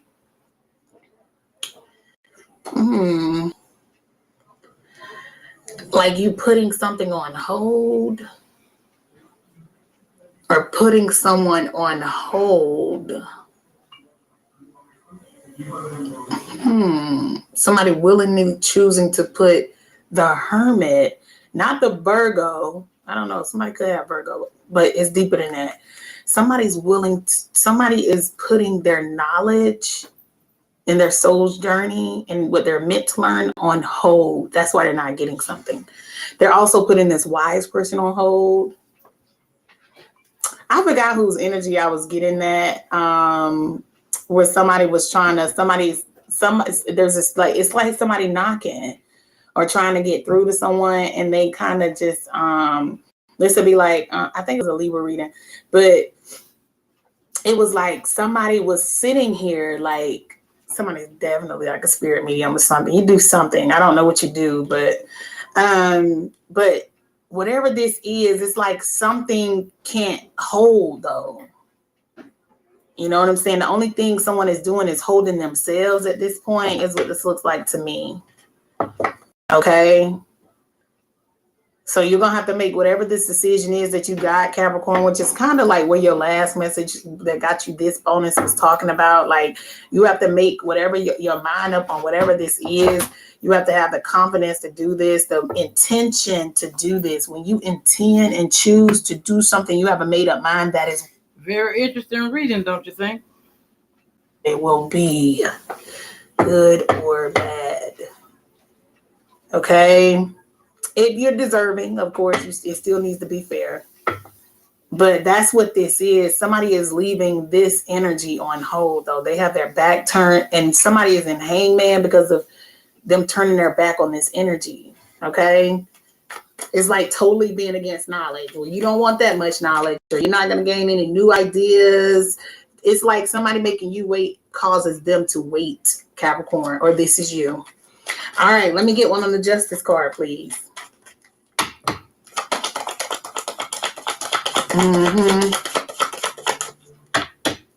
It's really a big reading, Capricorn, because, I mean, in your main spread, an 11 card spread, you have 6 majors. Okay, so, I mean, that's pretty, you know. The Magician is clarifying the Justice card. Yeah, so this is you manifesting for yourself what you actually want. This is when you're getting something that you actually manifest. Like this is you manifesting something, and then you actually having a complete a part to get the part you want. Yeah. Yeah, that's what it looks like. Some of y'all are manifesting something and you're getting it. Look at that. Some of you here who deserve the milk and honey, you have manifested your partner and they're coming in. Ooh, they're very enlightened too, very wise, intuitive like you. Somebody is intuitive like you, Capricorn. And this is beautiful. You have the Emperor right here, and this is the Empress showing up because somebody like Yeah, I don't know. But it's fair, whatever this is. This is your justice. You manifesting your partner. So yeah. Ooh, Capricorn. Nice. Look at one of us, the death Capricorn. cards. Very nice. Capricorn. So for those who've been making good conscious decisions, you're getting everything. The death card, yes.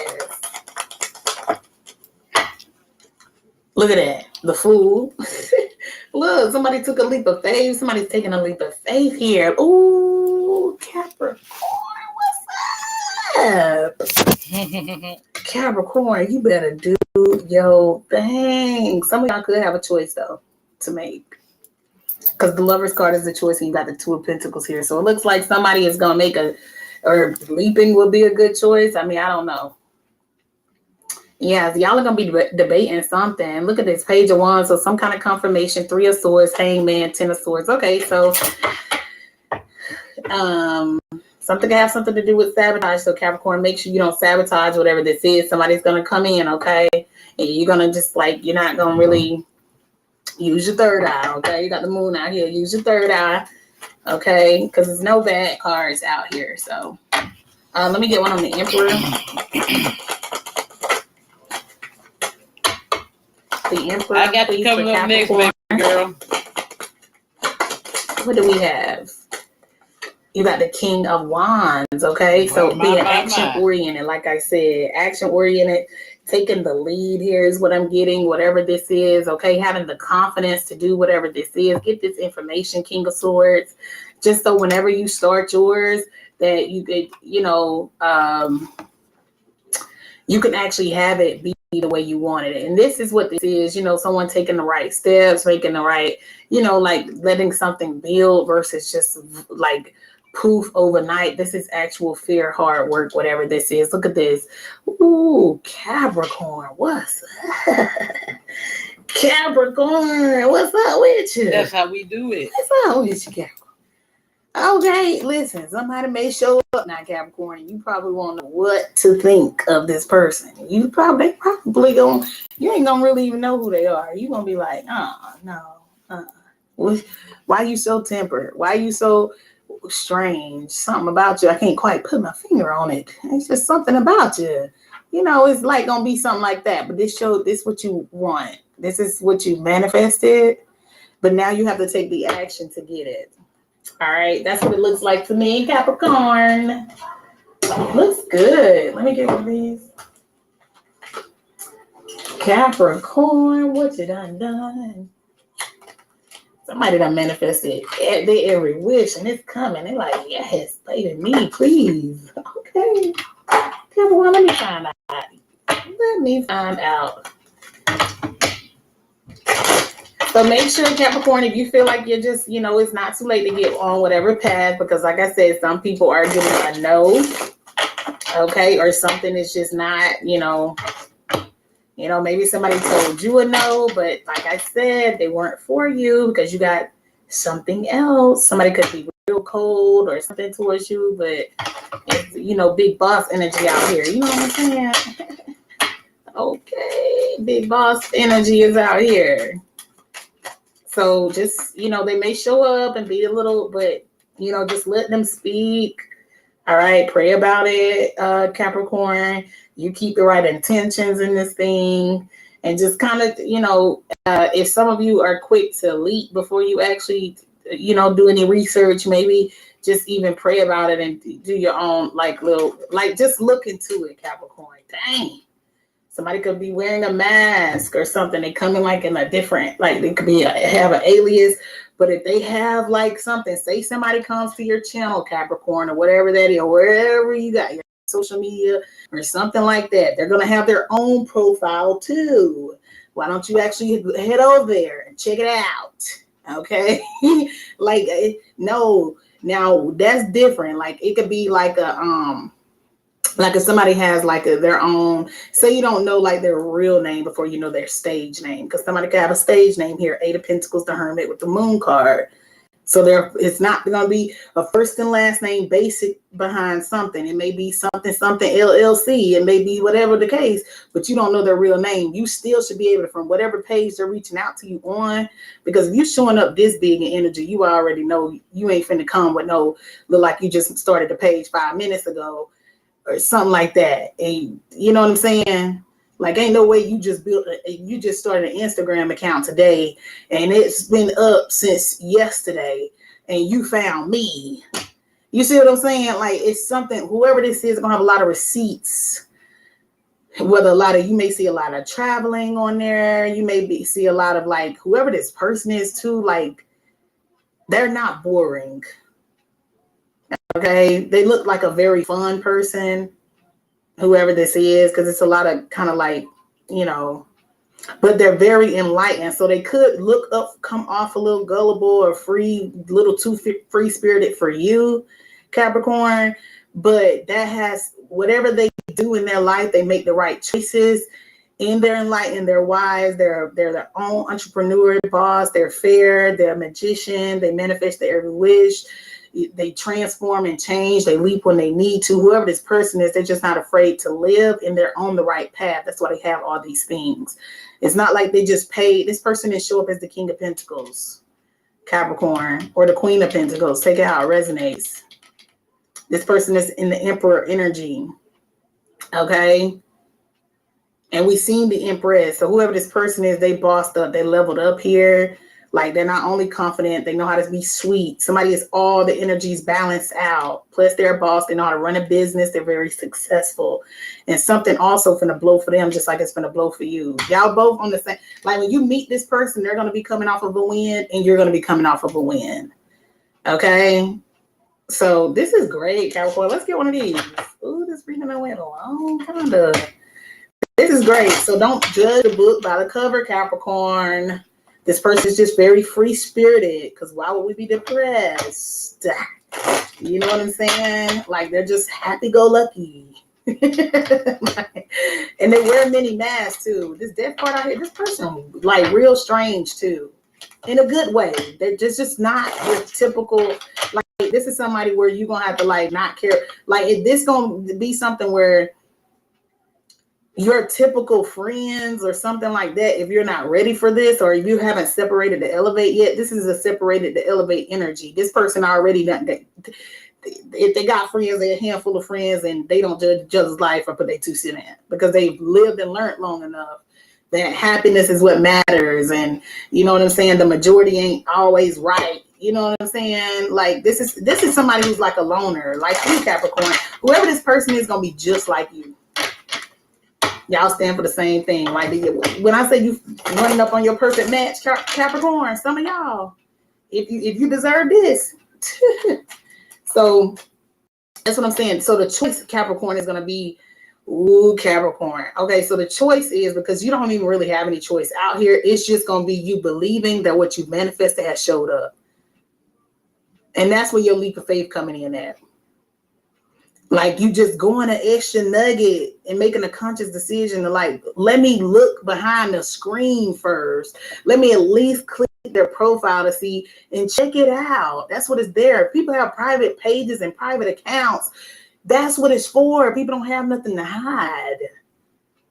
And like, it's just, you know, now if they got a private account and all of that, no, who you hiding from? Now, everybody, that's different. You know, I don't mean it to be like, if you got a private account, it's something wrong with that.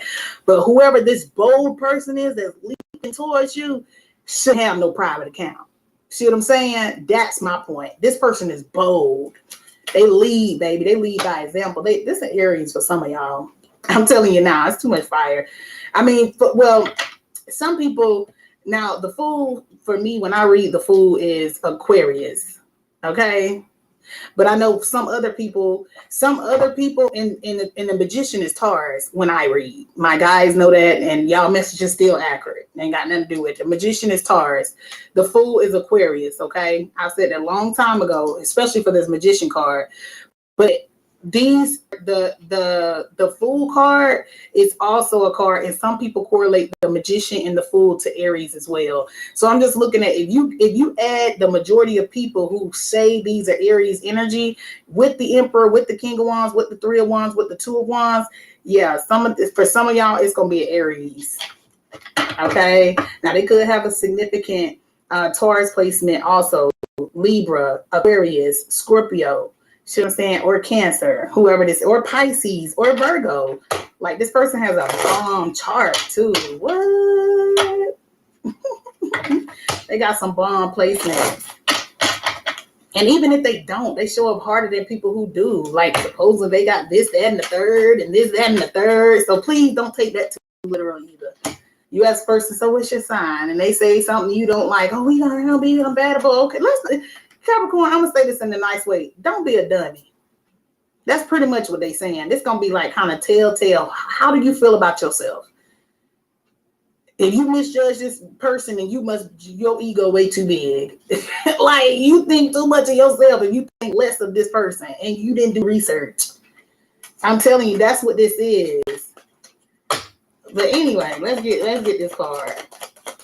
For some of you, this could be a Capricorn. Like, it just depends. If you're cross-watching, this could be a Capricorn coming towards you and you're one of these other signs.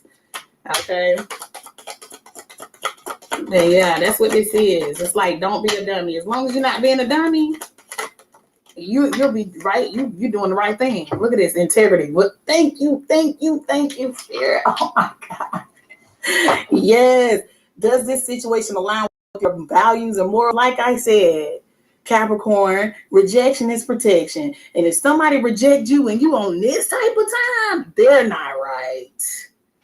And they skipped a whole bunch of work too. That is your something ain't for you. Like maybe at one point in time you could have been aligned with a certain energy and they did this. Okay? They didn't take a leap of faith on you, or maybe you're different, maybe you're strange, maybe you're weird, but it's something about this person that's broken, not you. The problem is them, not you. Okay? But anyway, it says intuition, you already know the answer you seek. That's what I'm saying. Come on, Capricorn, Capricorn.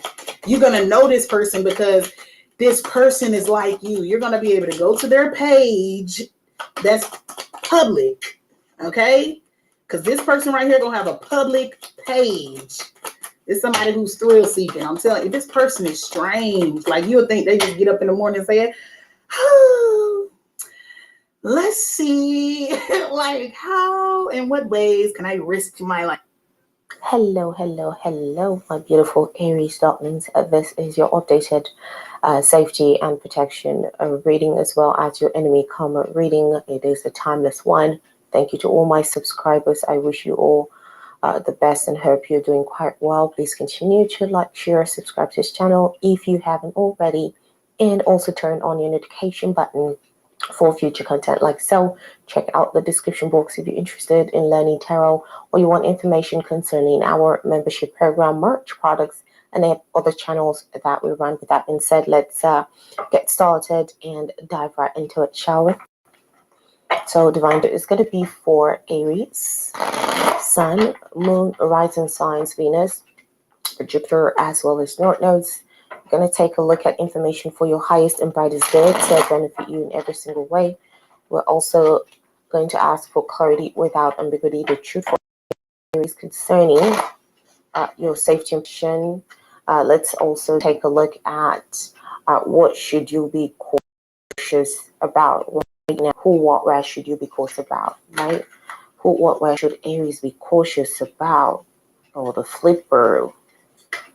Okay, and let's take a look at the reason why, or what are the obstacles, the challenges involved in this situation for Aries. 1 second. Okay, so what are the challenges involved in this situation? Okay, we've got 2 cards, 1 and 2.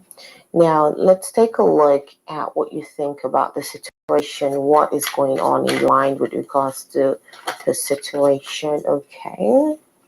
And let's see what went down in the past, like past energies. What led to this situation? Or if there's anything hidden, right? Any hidden energies, lurking evils, unforeseen tragedies, if any. Let's take a look here.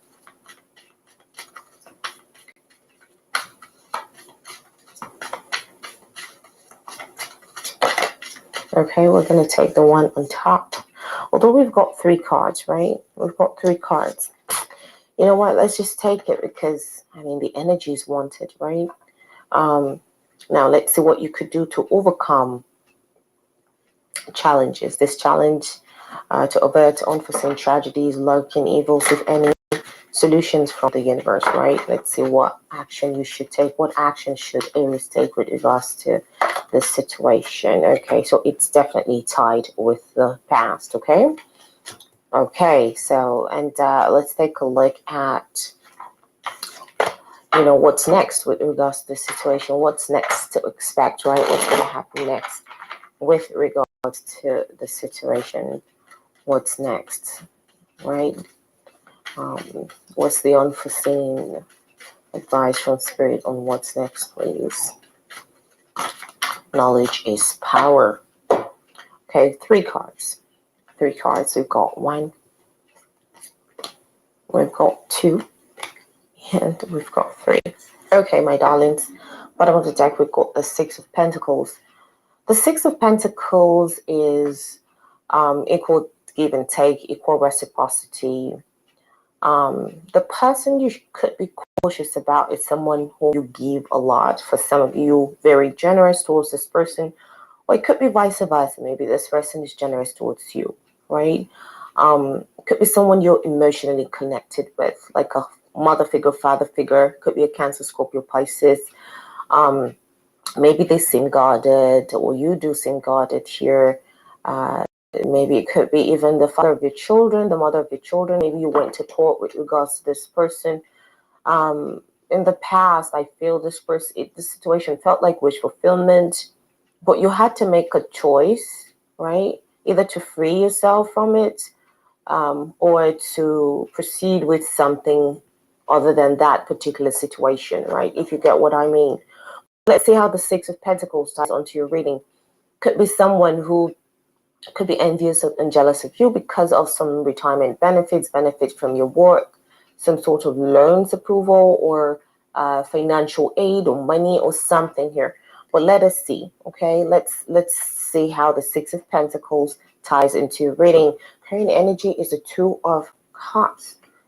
Now, if let's say you want to make a choice as to whom you're going to get married to, right? Or what company do I accept their offer? Right? Who should be my business partner? Some sort of partnership, either love partnership, relationship partnership. You need to be very, very careful the choice that you make. That's what Spirit is saying at this time. Be very, very cautious. The choice that you make. And let's see why. Why the 2 of Cups? Because it's like someone like a father figure or a mother figure is trying to give you something, right? They're trying to give you something. That specific message will not resonate with everyone. For some of you, there's an offer coming from maybe someone in authority, some sort of partnership. Something feels free, right? They want to, maybe they want to hook you up for free or something. This thing you shouldn't trust at this time, right? Because whom, what, where should you be cautious about? We see some sort of partnership. Now, for some of you, this partnership might be a love partnership, right? Could be an ex. It could be someone whom you're choosing to be in a connection with. But let's see here. What are 2 of Cups? Why the 2 of Cups? Why the 2 of Cups for my beautiful Aries signs? We got the Queen of Wands. This is somebody who is super attractive. The Devil. Oh my God. Temperance is saying don't take action. You know, for those of you understand English, you know what temperance is.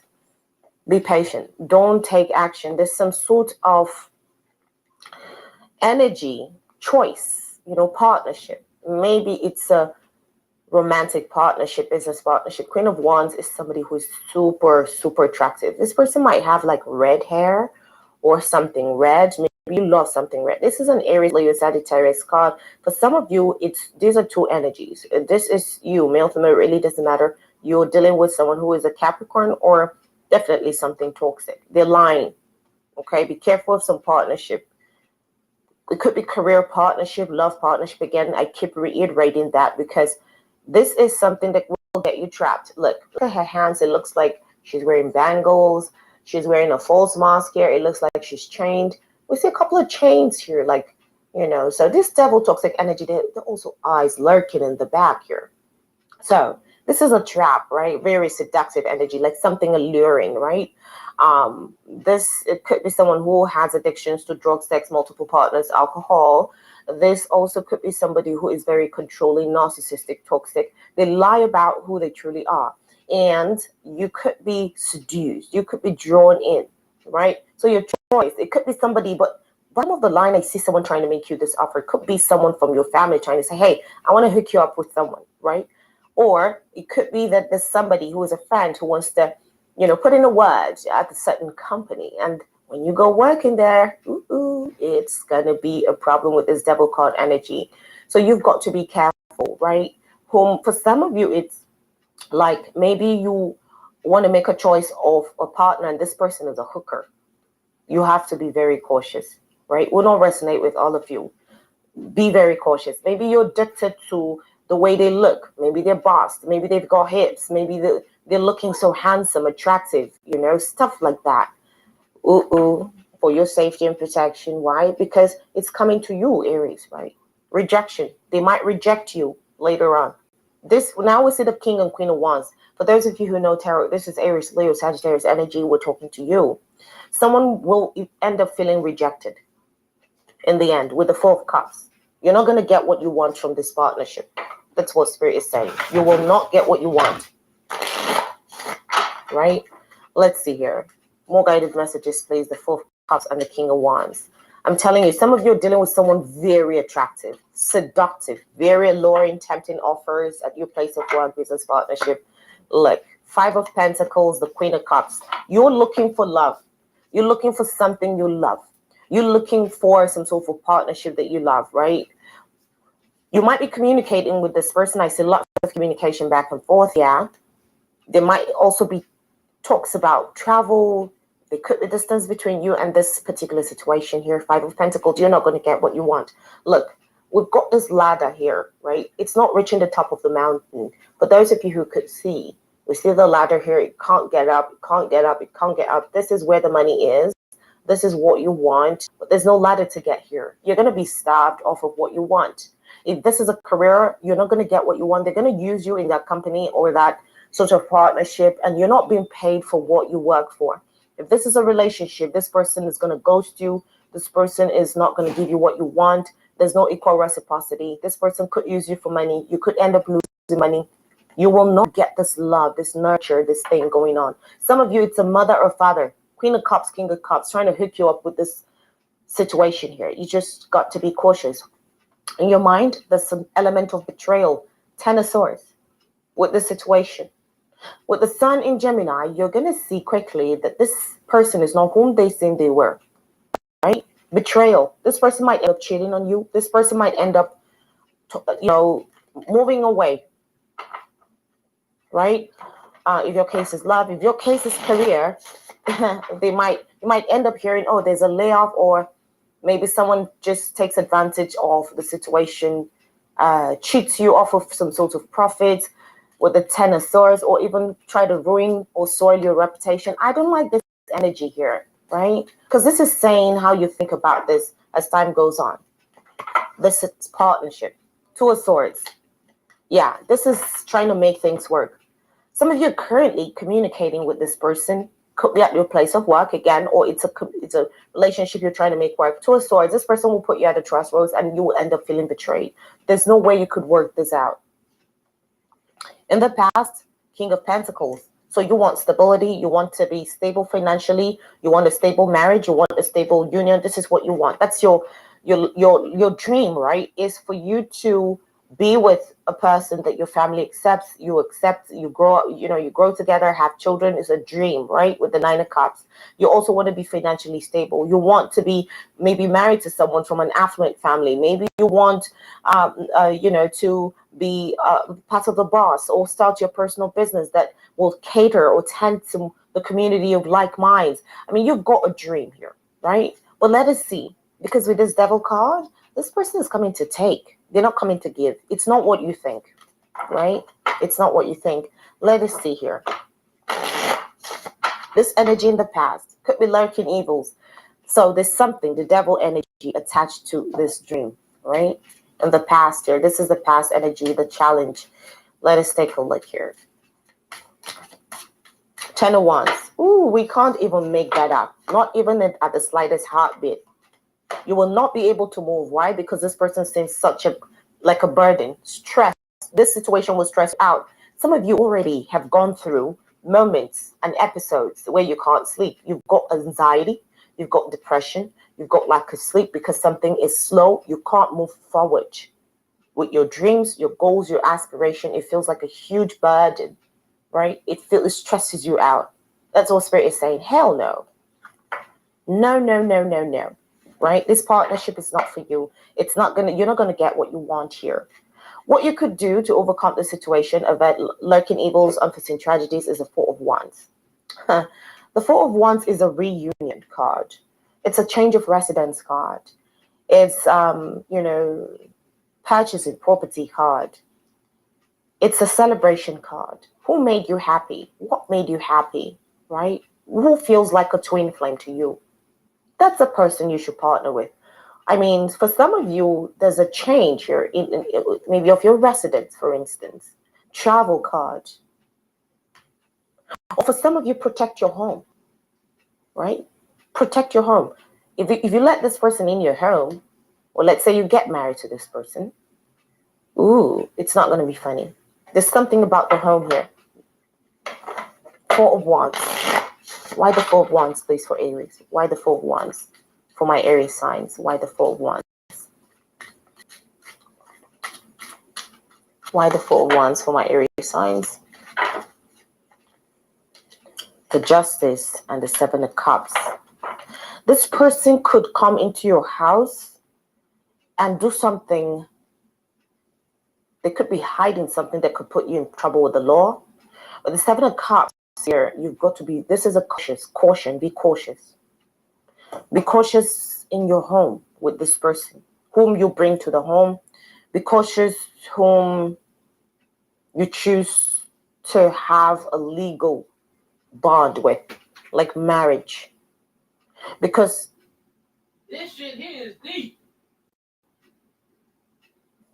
Protect anything property, your home or something. Let's say you get married to this person, you purchase a home together with them.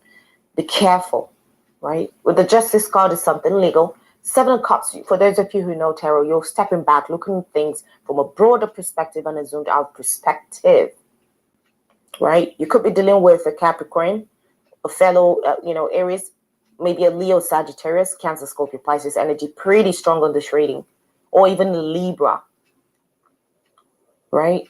You want to bring balance here in your home, but be cautious. That's what they're saying.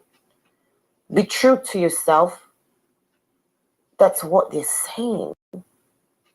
So the energies are trying to caution you. You might need to end up, because I see in your past there's something true. In the future, however, there's something shady. So the person you're supposed to be with, or the idea, or the business partnership, is in the past. It's not this current one. There's something in your past, Aries. Yeah, there's more balance in the past than, because moving forward is the Seven of Cups, which is caution, particularly at your home, right? For some of you, working from home, maybe you want to start your personal business and you've got multiple offers. Maybe Spirit is saying for there to be balance financially, you don't have to work in a toxic company, right? You've got multiple options. If you want to work from home, that's for some of you, not all of you. But there's something about being cautious. Be careful about the home. You don't want someone to put you in legal troubles in the home, or it's something that has to do with the home. Now, what's next is the Moon, the Three of Pentacles, and the High Priestess. The Moon and the High Priestess is saying, although some of you have fears, you sense this hidden danger, this uncertainties, illusion here. So much fears. Listen to your intuition. That's where the solution lies. The Three of Pentacles, some of you find yourself in a third-party situation. You've got to make a choice. Or with the Three of Pentacles is collaboration, cooperation, recognition. I feel that this fear is about recognizing what you truly want, what truly makes you happy. You're afraid of that one. the one that will truly make you happy, the choice you would make, you're afraid of it. And you're now failing to listen to your intuition, Aries. That's what this is all about, right? Because this is the energy coming through. Some of you could be dealing with somebody who could even be psychic themselves, or you could be, or someone who has a master's degree, an MBA, a PhD, somebody who is knowledgeable, like a mentor, a SOTA. You're afraid to collaborate with that person. Maybe that person is telling you something. For some of you, maybe it's someone at your place of work trying to advise you, like a professor or something, or, you know, or someone who has some knowledge. Take it whichever way. But you're afraid. You're afraid. Magician. You're manifesting something. Maybe you're afraid because you think that this person does some spell work, or you're manifesting them, or you feel that the situation is manipulative. There's just something, right, that you feel, Aries, is manipulative, but that's not what it is. Your actual fear is masking you from seeing the actual devil. Oh, yeah. With the magician energy. Let's see here. High Priestess Magician. Interesting. Someone is masking your true selves. Just be cautious, my darlings. Seven of Pentacles, the King of Cups. Don't rush. We've got the moon twice. There's no way the universe will reiterate the moon if there's actually no hidden dangers with associating with this situation. It has to do with something that you love, some sort of offer, investing in something that you love, right? Spirit is saying, moving forward, listen to your intuition, Aries. This is the time to listen to your intuition. This is the time for you to manifest your life, your dream job, your dream relationship or something. Listen to your intuition. Listen to your intuition. Because some of you feel you have fears, but don't be pushed by any family member. Don't be pushed by any person you don't trust here. Trust your gut. If you see red flags, focus on the red flags. I see positive offers headed your way, though. Okay? With the Knight of Cups, this is an offer. But when it comes to making a choice, Spirit is saying, listen to your intuition. Now, let us get more guided messages for my Aries signs. What they need to know for their highest and brightest good, to benefit them in every single way. We want clarity without ambiguity. We want the truth for Aries. What does Aries need to know with regards to this spread?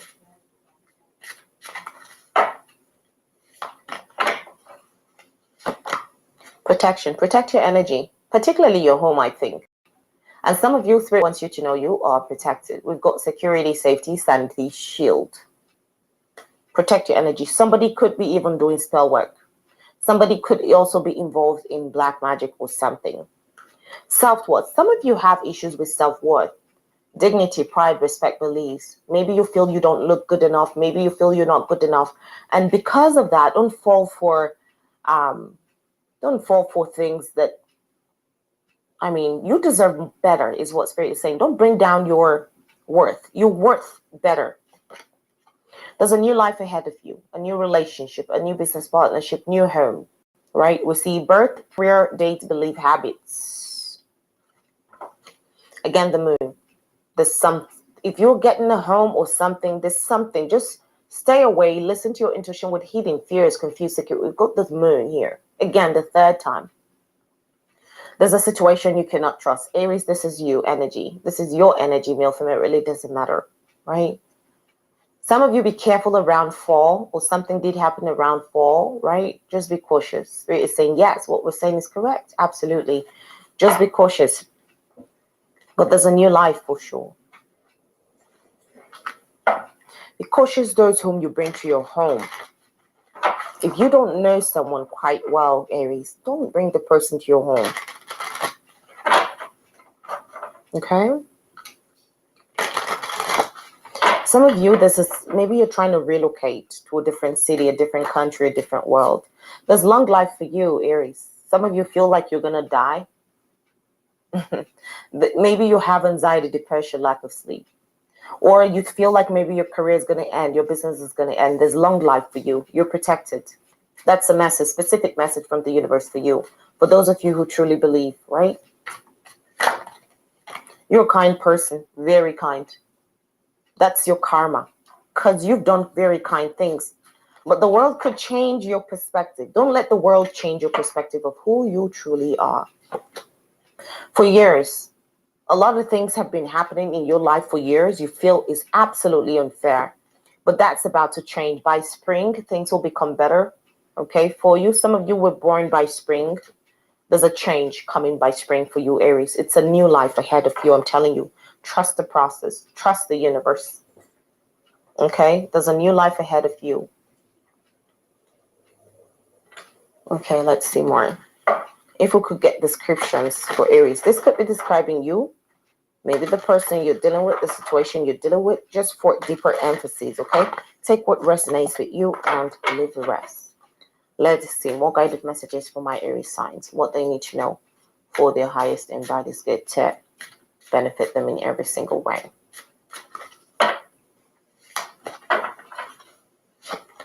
We got December, Capricorn energy. Maybe someone you knew in December or something happened in December. Maybe someone was born in December, right?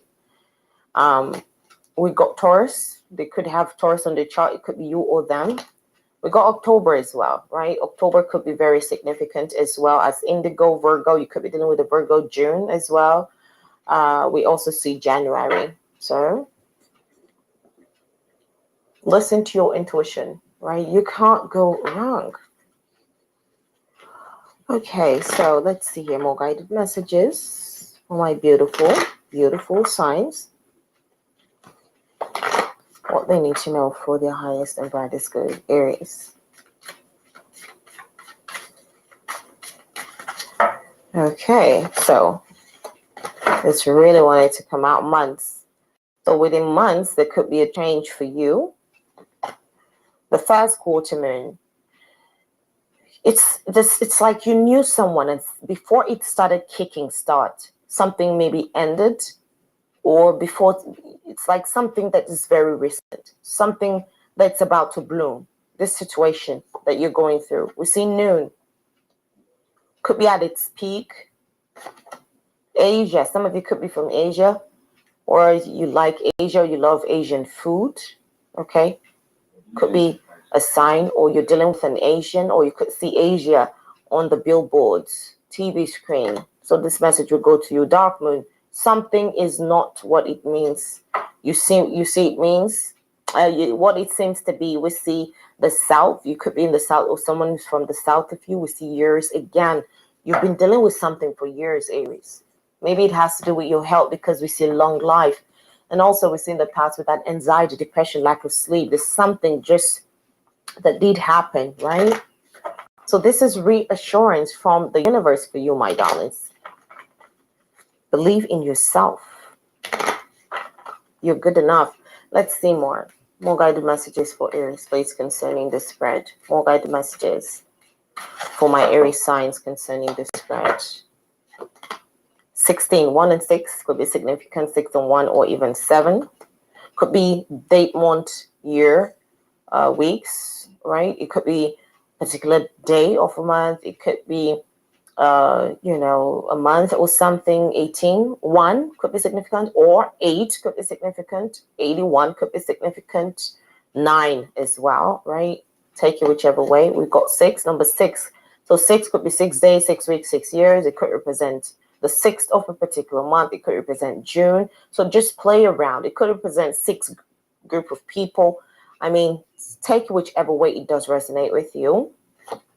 We see number 26, 2 and 6, 6 and 2. Number 8, again, could be significant. Maybe 1962, maybe you know someone. 22, 2 and 2 is 4. So just play around with the numbers, darlings, right? Could mean something. Could 2 and 2, maybe twins, for instance. Let's see. More guided messages, please, for Aries. More guided messages for my Aries signs. What they need to know for the highest and brightest good.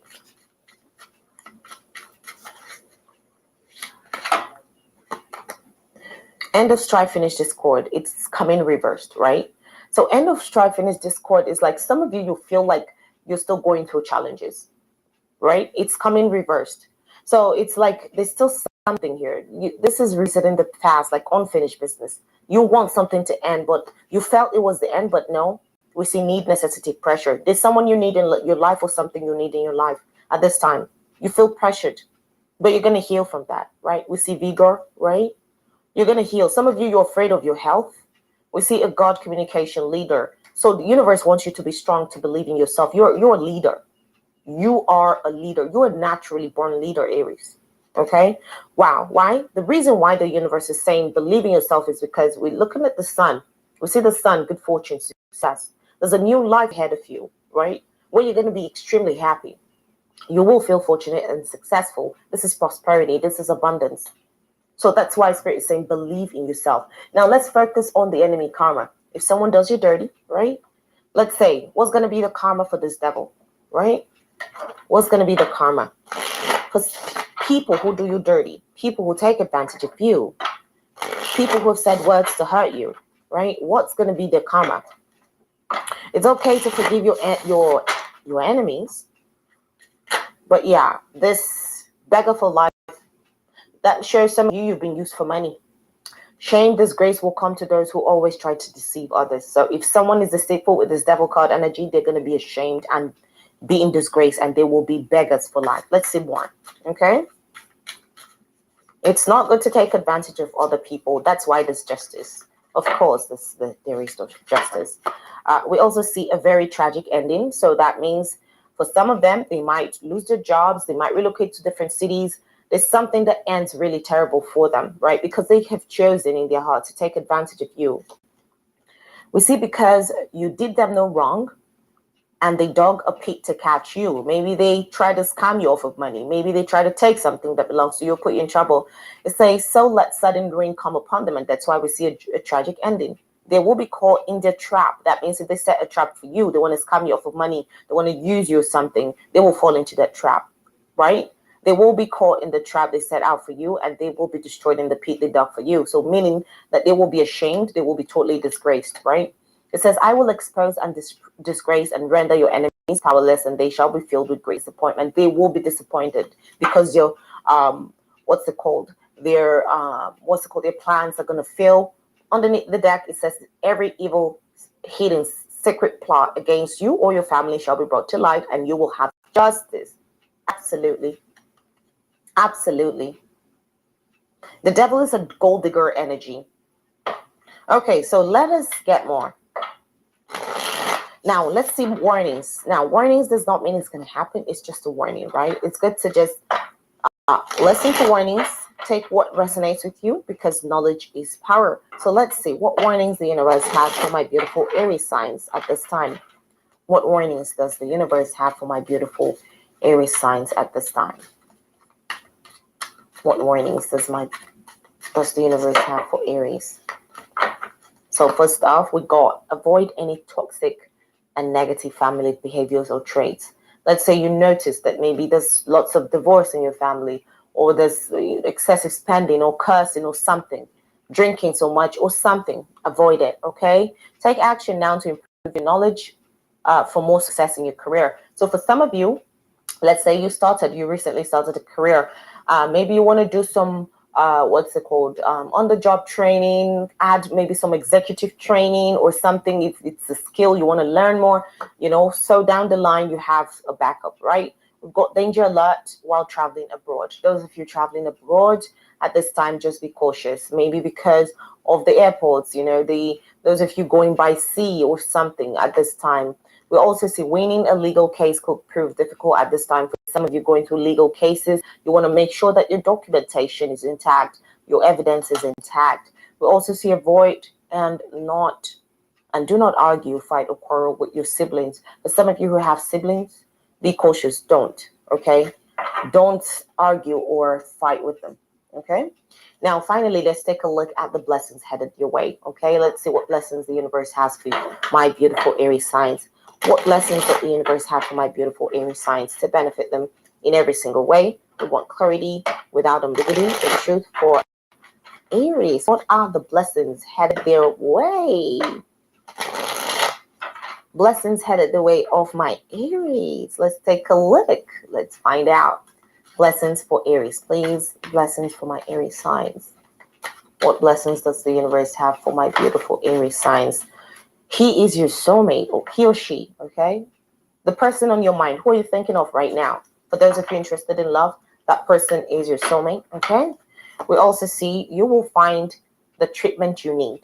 Are you going through some sort of health issues, self-worth issues, inferiority complex, chronic, disease? You will find, right, the treatment that you need. We also see there's mercy upon you. You're a kind person. You're a good person. Some of you don't know it. We see money, hundreds of thousands. You will make money, hundreds of thousands. And if you invest that, it could easily grow into millions and possibly billions in the future. So that's an added advice for you. We see your wishes will be granted within 3 months, more or less. So what you wish for, within 3 months, you will be granted. Maybe settle in a job, maybe it's a relationship, no concern of death in the family. So for those of you who feel like, oh, you're gonna die, this, that, maybe you have some health conditions, it says no concern of death. And finally, we got benefit approvals. Those of you who want some approvals, some benefits or something, great benefits coming your way from work, your hard work will pay off. My goodness, it's a beautiful reading. If it does resonate with you, leave a comment down below, let us know how so, and see you in future videos to come. Goodbye. All right, fam. Hello, my beautiful. I got to go off and take care of some business. I hope y'all enjoyed that. That was a Tarot 360, Amethyst Rose. I dropped their links in the chat. Y'all already know what to do. Go subscribe, like, share. And, drop them a comment, show them some love.